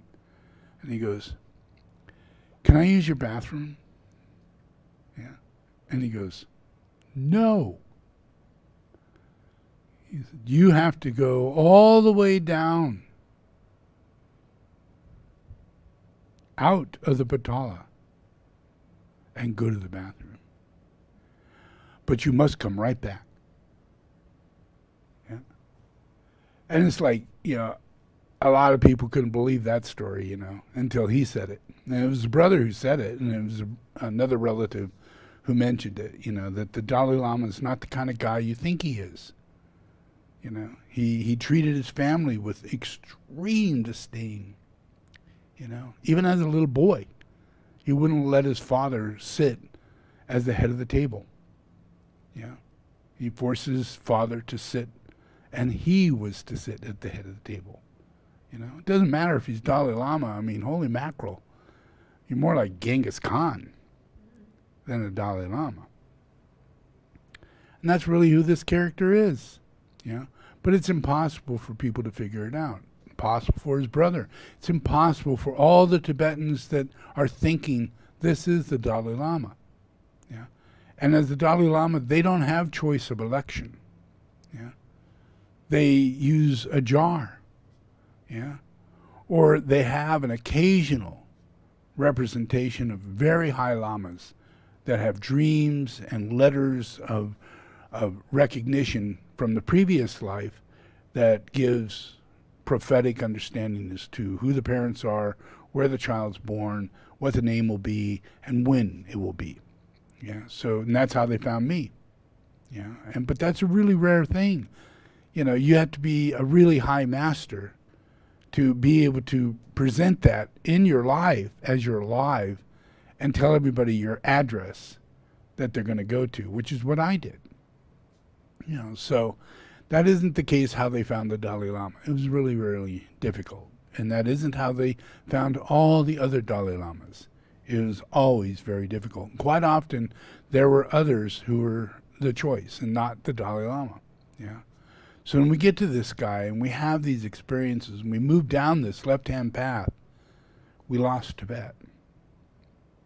Yeah. We lost Tibet.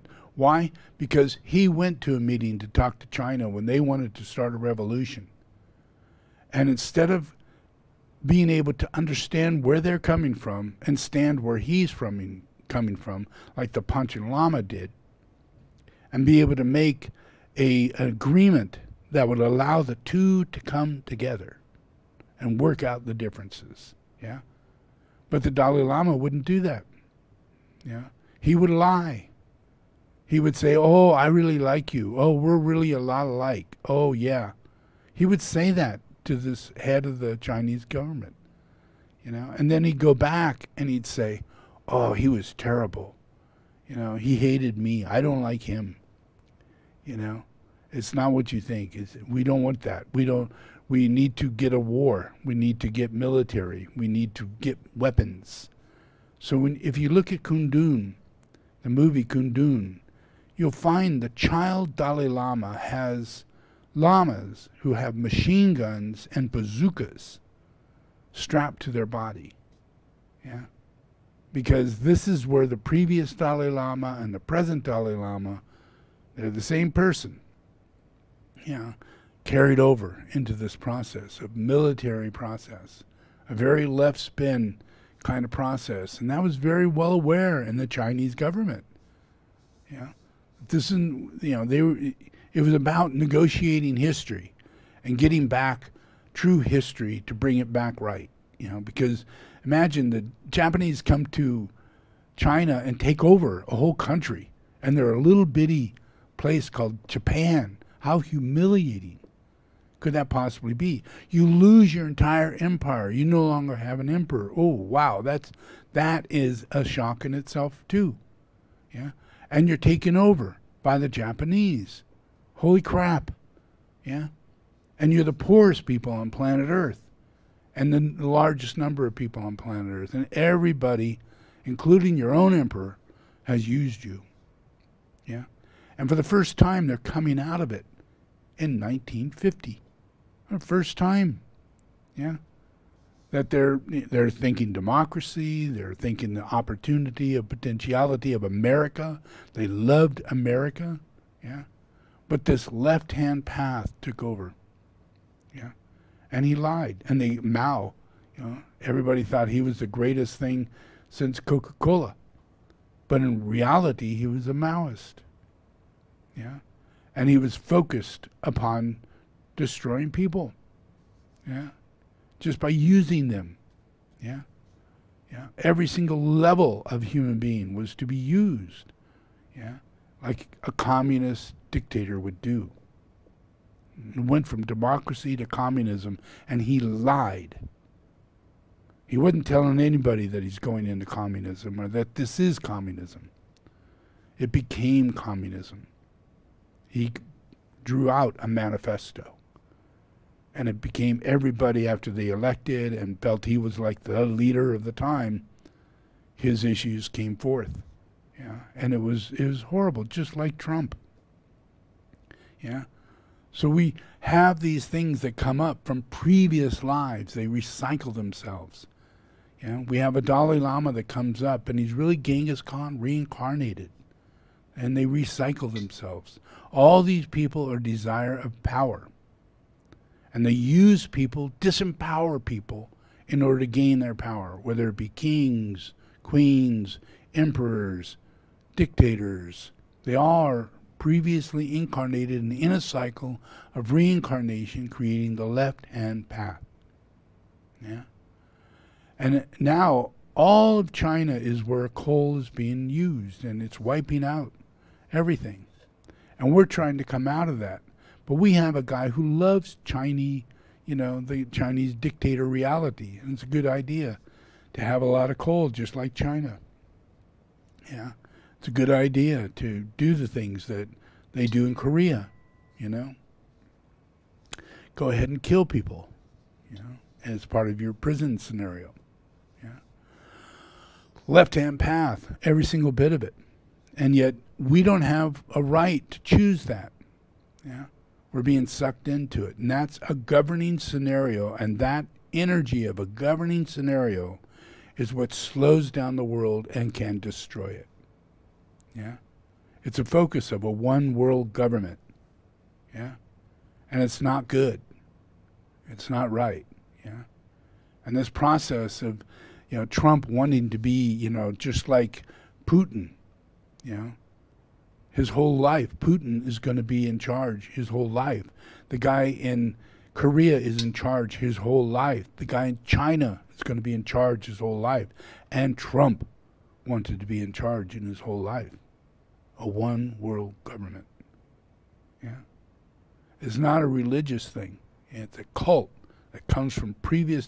Imagine all the dictators that were here last time. There were 5 of them creating a one world government. Each dictator, all the evil ones plotting together as communists. Yeah. Working to support the communist takeover of the world. Creating a one world government. Yeah. And that lost. Yeah, the influence of that lost. But all these people reincarnate and they're facilitating this energy that's going on. That's the only reason why this is happening. But the opposite side is that I'm here and all this stuff is clearing, you know, so imagine that.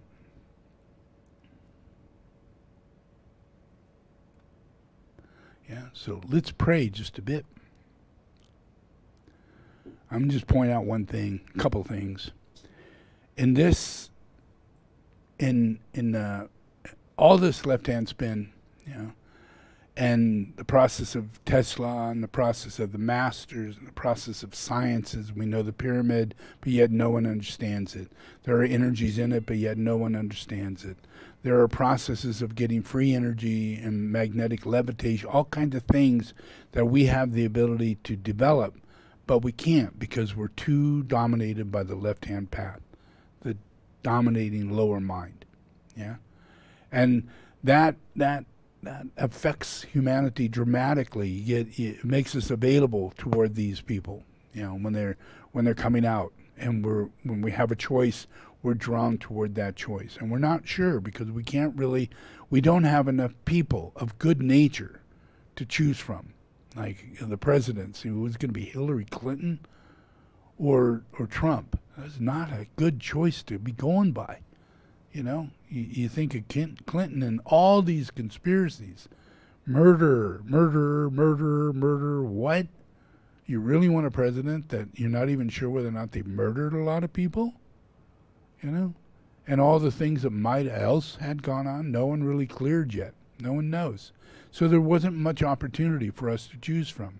Yeah, we need to change that reality. Changing that reality is what makes the difference, and that's done by the integration of Christ.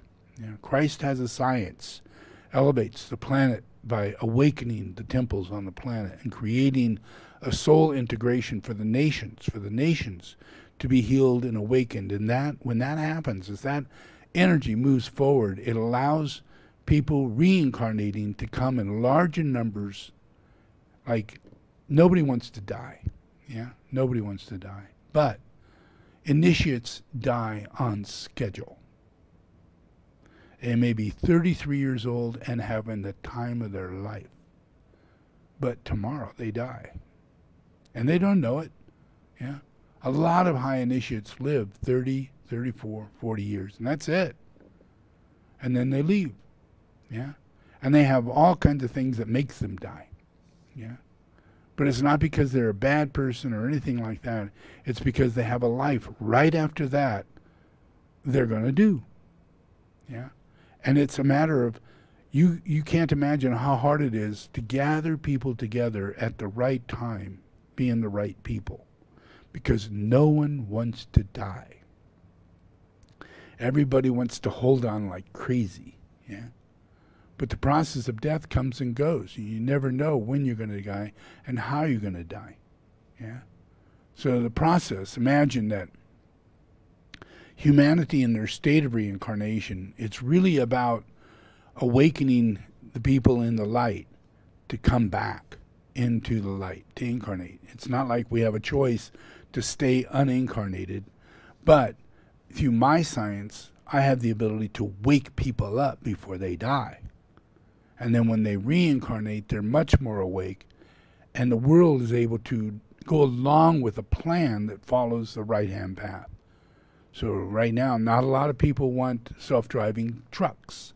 Not a lot of people want, you know, tunnels that go 1,000 miles an hour and very cheap, because they just can't conceive such a thing would really happen. They don't want to put their mind in that direction and be a part of that life of thinking these are real things that are going to happen. Yeah, they just can't do that. So we can't really put energy behind it. Yeah, collective consciousness is what does it. Yeah, so I created a science of the soul that helps people pick up the plan that fosters collective consciousness, and it slowly but surely it brings us into a science. Yeah, but imagine here, this one here, this is soul therapy pyramids, my mats, and all those things that I put together. But we have thousands of these all over the earth, yeah, where people listen to the pujas and everything. And that's an invisible energetic field, an etheric field, a field no one knows exists. Yeah, they look at the pyramid and they go, whoa, that is pretty. That's energy. That really, I could feel that. That's amazing. What is this? What's this about? And then I put out mats, I put out vajras, I put out all these things within the science, and people get involved in it. It's good for personal healing, but it's designed for planetary healing. And it works. It works. Yeah. So by putting these out, and after time, these have gone all throughout the planet, and they're vibrating, oscillating on the planet, and they're creating people, new people, creating people. Yeah. And in the process, there's an enormous number of people out there that are atheists who cannot feel this shit. And if they come across it, they get angry. They get upset. Yeah. They defend whatever they got going on. And all those things are demonic. Yeah. And they have no idea because their lower mind is in their emotional body. You know? So they don't have answers. Yeah. They don't have any answers at all. Yeah. They just have this situation. So from there, I create that. A whole planetary healing center. Yeah. Sitting in a very unlikely place, you know, Kelseyville, Lake County, yeah, near Clear Lake. But Clear Lake is the largest lake of California. And it's the oldest lake, if not the second oldest lake on planet Earth. Yeah. Which means the location where we have all these geysers and where we have all this ancient bones and really old wood and all this kind of stuff, because it's millions and millions and millions of years old and never been changed. Yeah, this stuff sits on top of the ground. You know, all from this location down to Santa Rosa, going to the coastline, is all based on extremely ancient life that hasn't really changed. Yeah, so putting a center here, you know, helps. And being that this is the oldest lake and all that, a lake, as an American Indian, we see lakes as mirrors. Yeah, they're mirrors to the cosmos. Yeah, so we want to be near a lake, not just for fish, not just for hunting, not just for life, yeah, and for water, but we want to be near a lake because it has a relationship of bringing heaven on earth. Yeah, so then we do good, holy things near that lake. Yeah, we have family. We salutations to the sun every day, north, south, east, west. All the elements we give prayer every day, every single day. We give refuge to the earth. Yeah, and we do it next to a lake. Yeah, and we learn by looking at the lake, and we look up and we see the stars, and we can see the connection between stars and earth, and that's geomancy. We start seeing mathematics. We can see north, south. We start laying down sun lines, you know, how the working of the sun works. We have the solstice. We have winter solstice, summer solstice. All these things American Indians have worked out. Yeah, but yet people go, wow, these are just savages. You know, they have hardly any understanding of real science, real technology. But they do. They have earth science, earth technology, earth communication, and earth regeneration. Yeah. So they are next to a lake, or they're next to a stream, or they're on a mountain. Yeah, and they do vital relationships to that. So that in itself, if you do it at a place like this, where you're at the oldest place, and you set up a pyramid like this, then you're going into the sacred zone of the earth. And whatever's sacred here goes into this pyramid, and it transmits out. So maybe there's a lot of places that are not pure. A lot of places. Here we have the Pomo Indians. The Pomo Indians are the number one Indians in all of America who have never been to war. They've never had a hostile experience in their life. Yeah, they make the best baskets on earth. Yeah, because they're monadically connected. They're 42,000 years old in this location. Lived here 42,000 years. Yeah, that's older than any group of American Indians on this continent. Yeah, Pomo Indians. Yeah, right here, this location in Kelseyville. Yeah, yeah, and Clear Lake is where they lived. Yeah, all of Clear Lake was the Pomo area. Yeah, so this is a land of peace for 40,000 years. Yeah, not held by one government, but a telepathic union between people, collectively reincarnating and coming into bringing peace. And it's coming out of the earth is what's bringing those people peace. It's the earth. The oldest lake. These people are moved by God to go to Clear Lake and live for 40,000 years. There's a reason for that, to heal the earth, to bring union to all the other Indians in the United States, yeah, to heal them, because this is a non-warlike group, yeah. So that's what's here. That's what permeates out of this place. So then I go to this place. And I go to Nepal, and I hang out in Nepal. But Nepal is not just Nepal. Nepal is like Kelseyville. Just like Kelseyville, yeah. And it used to have a mountaintop, yeah, and it had enormous earthquakes, yeah, and volcanoes that's under the earth, yeah, that would erupt and create enormous earthquakes, which still happen in Nepal. But it was the place that I incarnated as Manjushri, one of the very first Buddhas, yeah, and lived there and had a telepathic rapport with the left-hand path. Yeah, that was where Nepal, all of Kathmandu, the area of Kathmandu, was the house of the left-hand path. Yeah, doesn't mean that it's evil or anything like that. It just means that there's not a lot of heavenly reality on planet Earth, and that where heavenly reality is going to exist or does exist, like where temples are at and things like that, quite often it gets hit by evil. So evil comes in and wipes away the temple, wipes away the belief and the understanding, the education and the reincarnation of people who go there. Yeah. So in Nepal, in this place, this is a place where they build Bodhistupa. Bodhistupa is built by Padmasambhava's family, a lineage of Padmasambhava. But he has to come to Nepal to do this. Yeah. Because this place goes all the way back to Gautama Buddha, who lived in Nepal. It goes back to Milarepa, who lived in Nepal.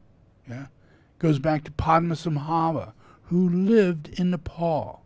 Yeah, it goes back to Manjushri, who lived in Nepal.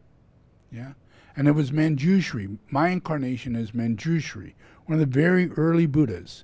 Yeah, and fighting demons that were sitting all throughout Nepal. Yeah. All of Nepal was taken over by demons in a large lake, yeah, and everything in that lake was settled as demonic spirit, yeah.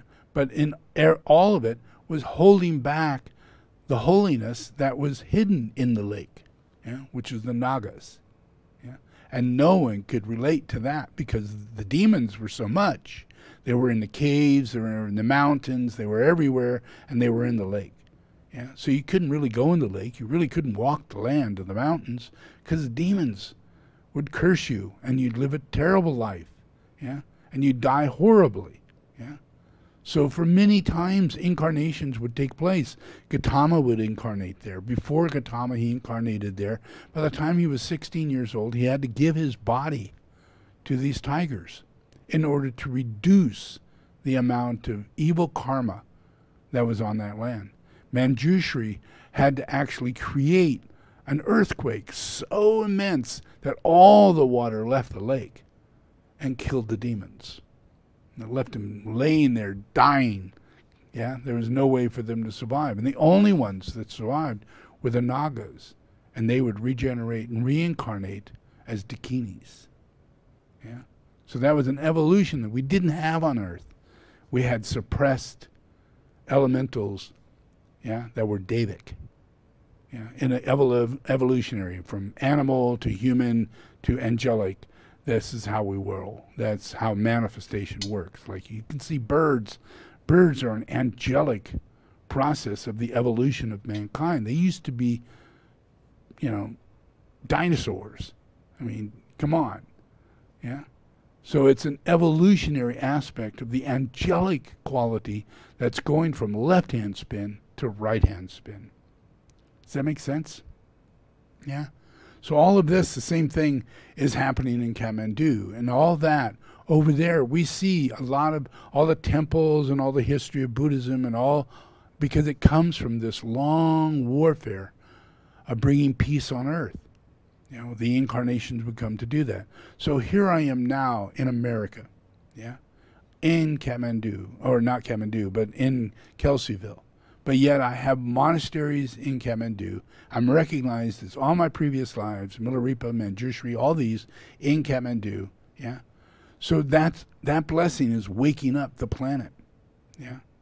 And it's now coming into this place, which is America, where industry and all the things of corruption and so many bad things could take over this continent and wipe away the rest of the world. Yeah, just by fostering greed and capitalism. Yeah, but that's not what's going to happen. Yeah, because of this healing center, this being built, and this being my past lives, and creating the temples and changing demons into awakened spirits. Yeah, to where the influence that here now in Buddhism, it's much more the relationship of people being able to overthrow the process of what goes on the lower level of humanity, whether it be governments or political understanding or even economic understanding. It's really Buddhism that makes that change. Yeah, and so it's an awakening, this process, all the way in Kathmandu. Thousands of years this had gone on. Thousands of years, way before Jesus, way before Gautama Buddha, thousands of years this has gone on. So all of that is being recapitulated into what we call America. Yeah? And now this is being blessed and creates a government that allows us to have capitals in every state, and each one of those things are in relationship to Buddha, Christ, the temple builder. Yeah? The guy who does this sort of thing and sits next to those sort of things. And those look like Capitol buildings. Yeah? Those domes represent a stupa. And they bring that sacred influence, whether you're ignorant as shit and you have no idea what I'm talking about, the truth will set you free. Because there is a science to the process of humanity and awakening the inner governing body, yeah, which is Buddhism. Yeah, it's an awakening of the fifth kingdom, and when we get into that kingdom, we change everything. It's automatic. Everything begins to transcend the limitations where anger and hostility and craziness will come in. The only reason why all this craziness is happening, because we're having a purging of the process of this energy. Stupidity. It's the death of ignorance. Yeah? The purpose of the 7 rays, the purpose of esoteric science, the only purpose is the death of ignorance. Yeah? Why would I be coming as Buddha, the most enlightened being on the planet? I am definitely not ignorant. Yeah? And my representation and the light that I put out is to dissolve ignorance, to dispel glamours, and to allow people to receive back their love, their self-love, by self-governing. Self-governing. Minimalism, choices, free will. Yeah? When you get back your free will, and you'll find out what it really is used for, is joy, peace, compassion, caring, sharing. That's where you get to your happiness, is from caring and sharing and helping others. Yeah? Not like Jared, you know, no, you can't use my toilet. Not like the Dalai Lama, no, you can't use my toilet, you know. None of that. All of that is governing. What governs your emotions, what governs your lack of ability to become enlightened in a world of enlightenment. You have a whole history of Jesus the Christ. You have a history of Krishna. You have a history of God walking this earth. How can you be ignorant? Yeah? It's all about recapitulation. Once you're recapitulated, you'll get to this point and you'll realize and discern all on your own that sucker's a demon and he lied to me.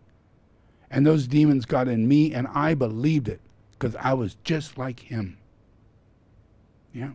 Does that make sense? All right, let's pray.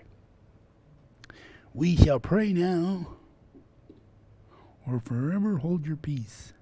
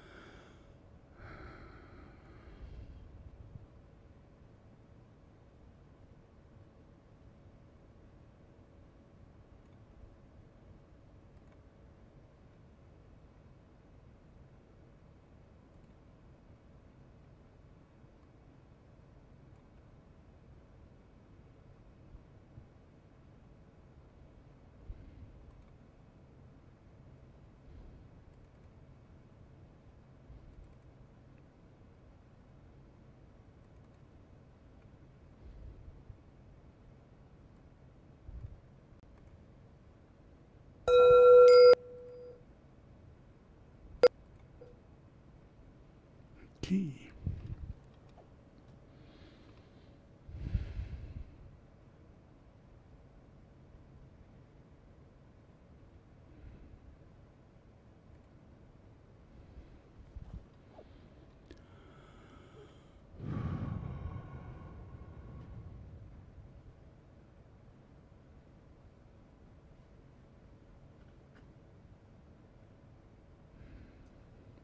So just as a reminder, when I ask you to say, thank you for bringing me here, it's actually based on death and rebirth. Yeah? So no one wants to die, and no one wants to suffer, and no one wants to go through bad things. Yeah? And when you die, you find out what those things were about. You're given the truth. Yeah? And you become aware of the fact of what an asshole you might have been, you know, and you were in league with the devil, yeah. And when you come back, you have an opportunity. Deep inside, that awareness comes out, starts to become aware, and in that, this takes a long time, but in that process, an agreement of I will do better. It comes out of people, yeah. I promise not to do it again. Well, they go back, and if they do it again, when I see them when they come back, and they didn't do better, things get worse. And it's not my fault, it's not God's fault. It's just the collective imperil that they keep taking back to the earth, So the process of that, if you read the Bible, God floods the earth. Yeah. God wipes out, cities. Yeah. And takes away, scenarios that you don't expect to happen. Yeah. Because the will of God is greater than, just allowing, just thinking, whoa, I'll just let them do whatever they want, let all hell break loose and let the devil reign, And that's just like in this case, how much worse would it be if Trump was to be reelected and be on there? How much further would we go back? And how much farther would we go forward as a militia? And how much more would he get people to agree on things that are so destructive? Pipelines, oil, everything. Yeah? Because he has no interest in making changes in that way. And he's only interested in doing it on his own. So imagine how much in another 4 years, hell on earth, this guy could have brought forth. How many more people would have died? Because right now Biden's going 100%. I'm going to buy all of it. I'm going to get it out there, and I'm going to make it illegal for you not to wear a mask. And if you're in the government, you're going to be charged $500 every single time you're seen not wearing a mask. Yeah. And if you come through the gate and you're found with a gun on you, you're going to be charged $5,000, and the gun will be taken. Yeah. And there's no more tolerance, for evil, because you want to give people leeway, because liberal, allow people to make their own decision whether they wear a mask or don't wear a mask, carry a gun and don't carry a gun, and all these things that are written in the rights that create this opportunity to happen in the first place. And that needs to be changed. Yeah. So we haven't got a lot going on other than reincarnation, people. So God has put a lot into the effect of trying to save this earth by pushing reincarnation. If you look at the hippie period, you'll see a lot of the people who were the very tops in rock and roll, Elvis Presley, John Lennon, most of all the main people who were in the tops, really angelic people who lived hard lives. Elvis Presley was not an easy life. Yeah. Buddy Holly, beautiful guy, fantastic, died at 24. Yeah. Most of these people died at 27, 28, 29. Yeah. And it's not like, oh, there's such an evil world, they take away those people. Nope. They played their part for that life. It's not about them. Yeah. It's about them raising the planet up. Yeah. And having that inside the hearts of people. Yeah. You can listen to Elvis Presley's song. You're listening to the top minister on earth. The top minister. That's all he ever wanted to be. He wanted to be a minister.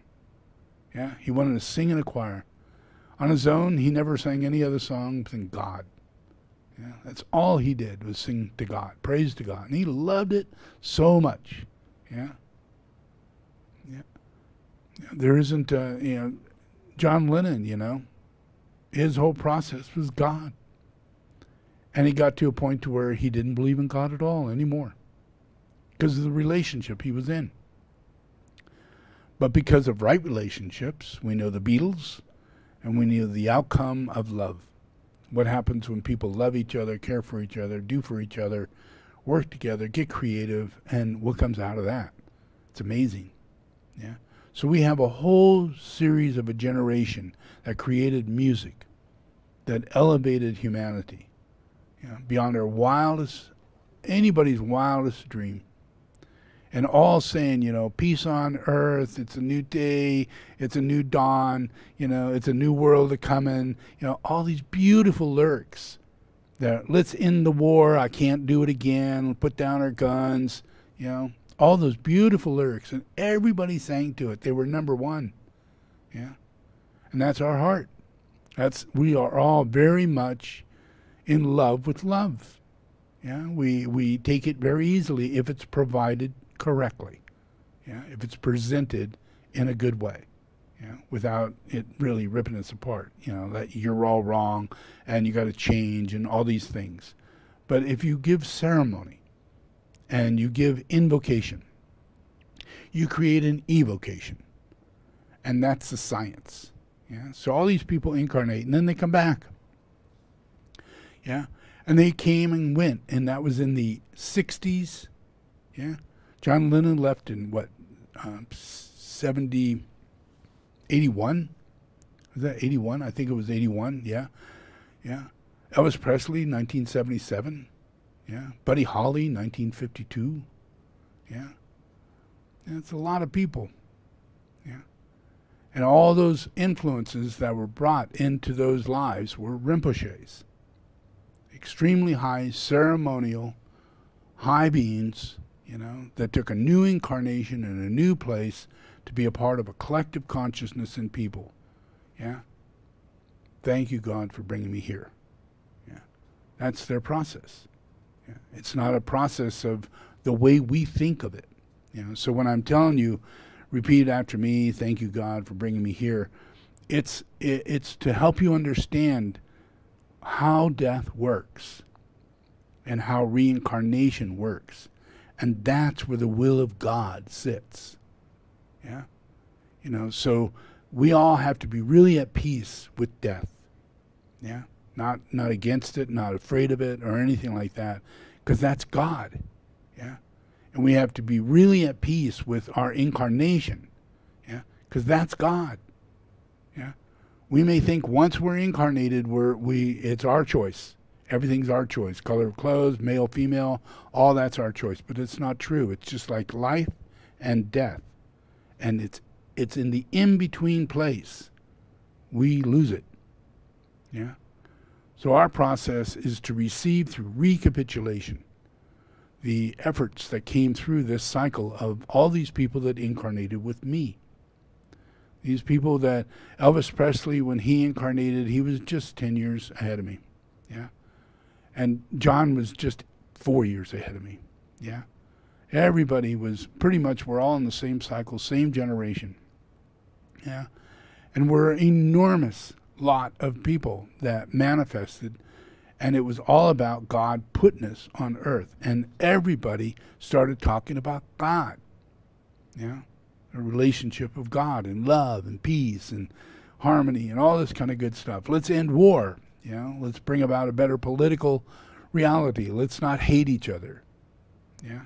All those things were brought through the invocations of people reincarnating. Yeah?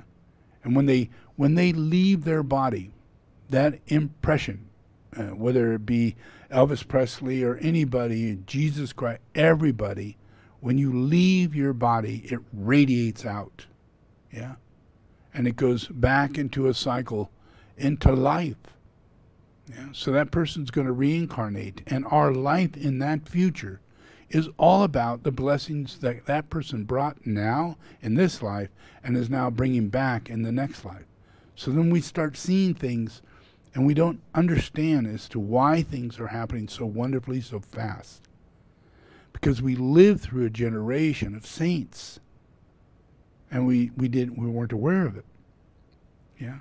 All the rock and roll stars, 80% of them were reincarnated saints, living right out of the Jesus period. You know? Talking with Babaji, sitting with Jesus, living with Krishna, chanting God, you know? All of that is part of that process of what came down. And it was reincarnation. It's really hard. Imagine people when they die, they reincarnate, but, you know, you can't bring people back together again. Yeah? There's this, you die, you're 20 years old, and the person that you would love to be hanging with is 80 years old and soon to leave their body. Yeah? And they leave and they come back.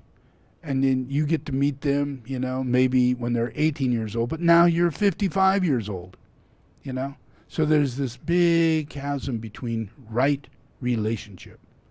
and ceremonial order, which is based on death and reincarnation. Yeah? If we come in contact with God while we're alive, we allow God to control our life and bring us into life and out of life. And when we get to the next life, we're on the exactly right time. Yeah? And now other people are dying and coming back, and we're all finding each other at ages that are much more similar and unexpected. Just like that hippie period. Where did all those people come from? Yeah? It was a long series of times of Tibet of teaching reincarnation to Rinpoches. And all their students of believing in those Rinpoches that would believe in reincarnation. Yeah? And they would go through this process after a couple thousand years. They slowly but surely integrated into a mass group. And they collectively now begin to reincarnate as a group. They leave their bodies in their very little separation of 10 to 15 years. When I came back in Tibetan Buddhism, all my students disincarnated immediately. It was really weird. All I had was kids in front of me. Yeah, I had a few older students, but most of them where I'd meet an old man, they'd be dead in a year, and back's the little baby. And now I have to help integrate this whole thing, of helping this Rinpoche and helping that one, and not even having know them, but telepathically I'm aware of them because they're popping out of everywhere. The Karmapa dies, and I'm now responsible for the incarnation of 3 Karmapas, and I'm responsible for the incarnation of every living master on earth. And my thing is to bring them together in a collective, real world. Yeah, and that's what's happening, and that's my effect on the earth. Yeah, but no one even knows that that's going on, and that's why when my blessing goes out, I say, you should say to me, thank you for bringing me here. And I'm not saying thank you for bringing me into this room so that you can hang out with me. No, thank you for killing me, taking my life, severing the life that I had. Thank you for bringing me back to life in a reincarnation, in a better life than I had previously, and setting up my relationships so I'd be in a better world with love and kind, generous people in my life. Yeah, and that's where we're going, people. That's where we're going. No one's in charge of this but God. But God. And God is really taking an enormous synthesis of focus upon the influences that's coming against the Antichrist through the relationship of all the Antichrists that come out during the time of the coming of the Christ. So that's an enormous influence of God's blessing in order to serve humanity so that they would serve the Christ rather than the Antichrist.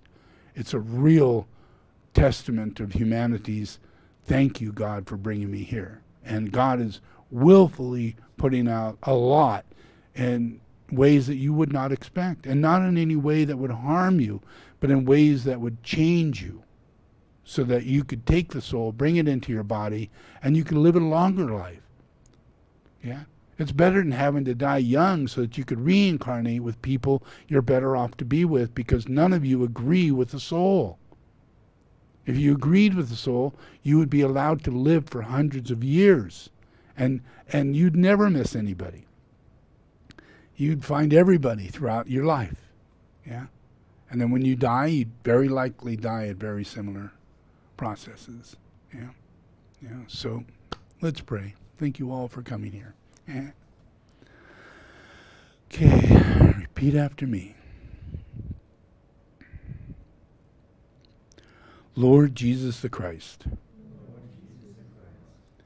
thank you for bringing me here. Lord Jesus the Christ, I open my heart today. I invite you to come inside. Come inside, Lord Jesus the Christ, and save my life. Receive me today as a child of God. Forgive all my sins. And write my name in the book of life. I give myself to you. My spirit, my soul, my body. Receive me, O Jesus the Christ. Now, the devil, the blood of Jesus the Christ is against you. I command you now to leave me. I do not belong to you. I am God's property. Leave my life. I disassociate myself from you. I renounce every evil covenant I have entered in with you. In the name of Jesus the Christ, I have received salvation. I am a child of God. Amen.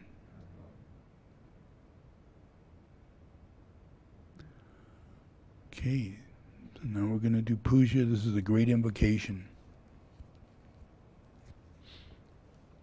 So you should listen to this pretty clearly. This is everything that I explained about how God is the creator of death, and God is the creator of life, and God is the tree of life, and God is in charge of everything, and God is all things. Yeah, you know. So in this invocation, due to the fact that people have taken relationship with Satan just by behavior, mind, and consciousness, circumstances, yeah, God goes through an enormous series of processes to create a lesser and lesser beingness of himself in order to penetrate humanity. So he enters through the mind. Yeah.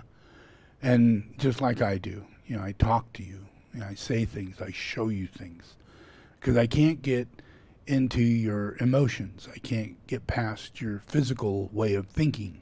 Yeah. Because all those things are lower mind, yeah, and it's your body, and you think it's your body, and you think it's your mind, but it's not true, yeah. You know, so in this invocation, I explain that we're invoking God, and we're asking God to bless all of humanity through God's mind, and have God's mind into your mind as the mind of love, yeah, because God is all love, yeah. So that's what this is about, and it's everything that I teach, yeah, that we're going through initiations, we're going to go through this thing, but the main thing is that God creates death and life and changes the world. People reincarnate, and God literally has a plan and plucks people out of the world and puts them back in the world to fulfill that plan. So you need to cheer up and be a part of it. Get in the game. Yeah. Enjoy yourself. Appreciate it. Yeah. Because God put you here. Yeah. And then all you got to do is thank you for bringing me here. That makes sense? Yeah. Cool. All right. So now close your eyes.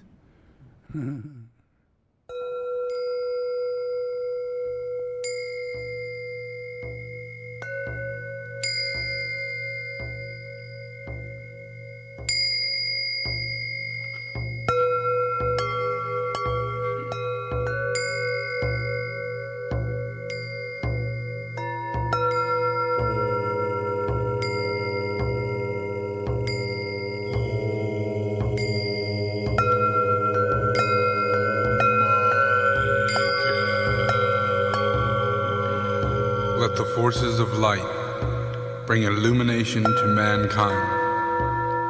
Let the spirit of peace be spread abroad. May humanity of goodwill everywhere meet in a spirit of cooperation.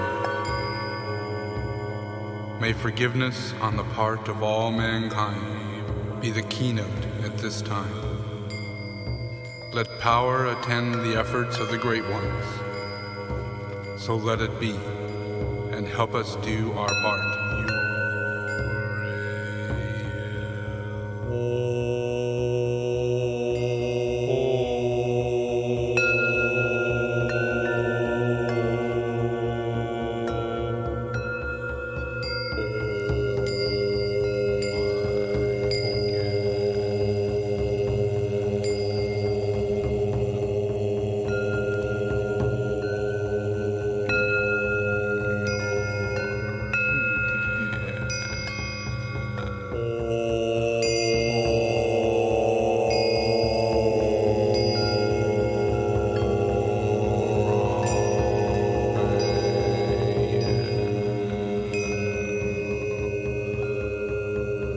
I invoke the holy archangels of heaven. Let the lords of liberation issue forth. Let them bring succor to the sons of mankind. Let the rider from the sacred place come forth. And come, say, come forth, O mighty one. Let the souls of mankind awaken to the light. And may they stand with massed intent. Let the fiat of the Lord go forth. The end of the woe has come. Come forth, O mighty one. The hour of service of the saving force has now arrived. Let it be spread abroad, O mighty one. Let light and love and power and death fulfill the purpose of the coming one. The will to save is here. The love to carry forth the work is widely spread abroad. The active aid of all who know the truth is also here. Come forth, O mighty one, and blend these three. Construct a great defending wall. The rule of evil now must end.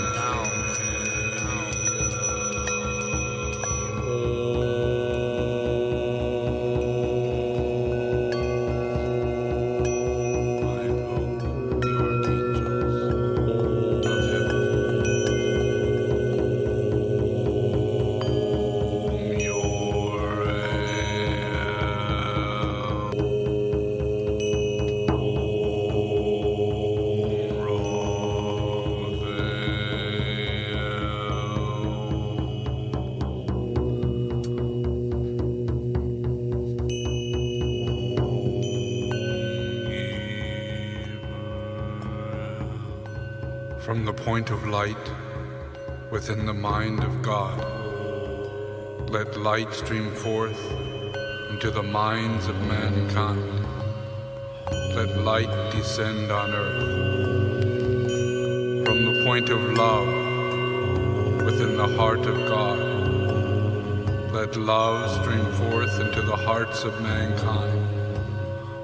May Christ return to earth. From the center, where the will of God is known, let purpose guide the little wills of men, a purpose which the masters know and serve. From the center, which we call the race of mankind, let the plan of love and light work out. And may it seal the door where evil dwells. Let light and love and power restore the plan on earth.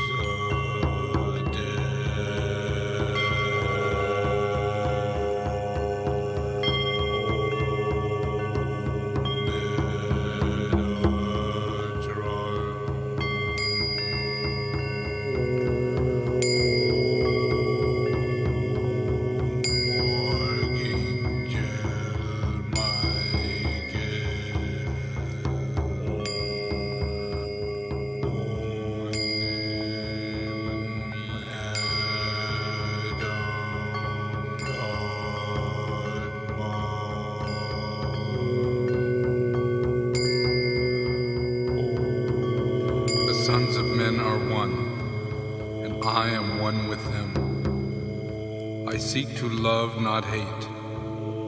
I seek to serve and not exact due service. I seek to heal, not to hurt. Let pain bring due reward of light and love. Let the soul control the outer form, and let life and all events, and bring forth to light the love which underlies the happenings of the time. Let vision come and insight. Let the future stand revealed. Let inner union demonstrate and outer cleavage be gone. Let love prevail. Let all mankind love.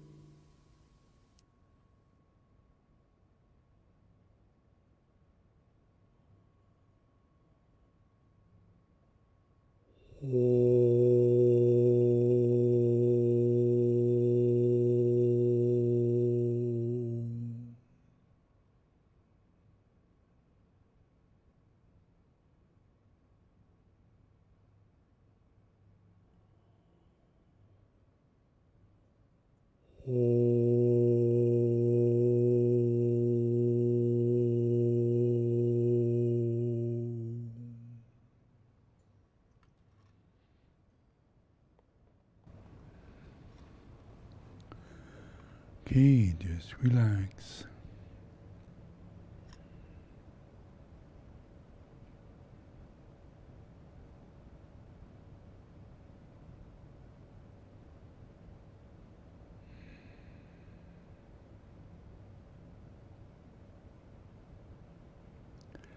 Okay, open your eyes.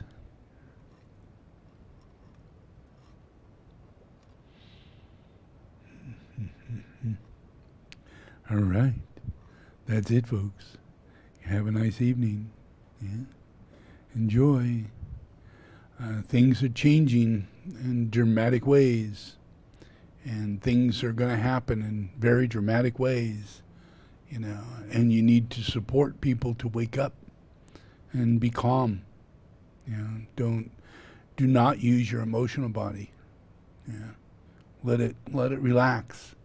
Have it become your sentient body. Totally different thing. It is the name of your emotional body if you really want to go along with the flow, you know, with Christ.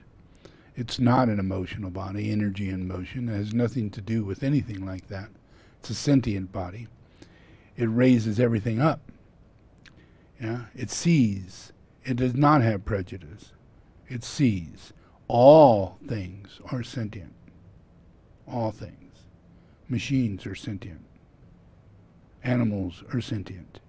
Trees are sentient.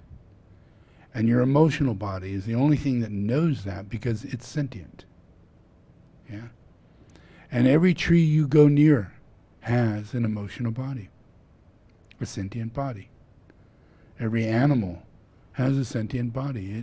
It has territorial, it has mind, it has all that, but it is in the sentient body that it's expressed, that it receives and it transmits, and it's everything in the sentient body.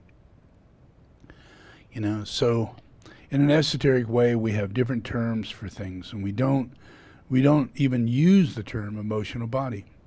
Yeah. And we don't go on to the thought of the lower mind. Yeah. We only think in terms of sentient body. All of our invocations are to raise every sentient being to a sentient state. Yeah. And that's the soul. You know, without that, you don't have the soul. So that is the working out of a plan, is to change things from our very emotional, lower mind and physical suffering scenario that comes from these things. And as we wake up, we're going to come to realize we do not have an emotional body. That was then, and this is now. Yeah.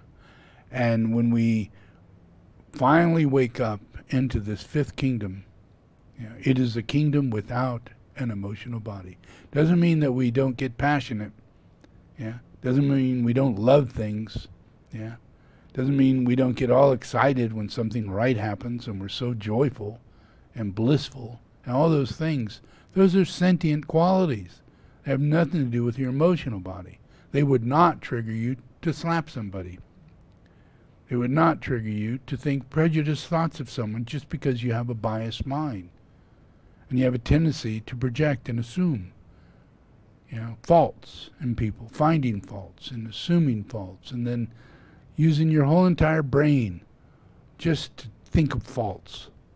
And, yeah, it's terrible.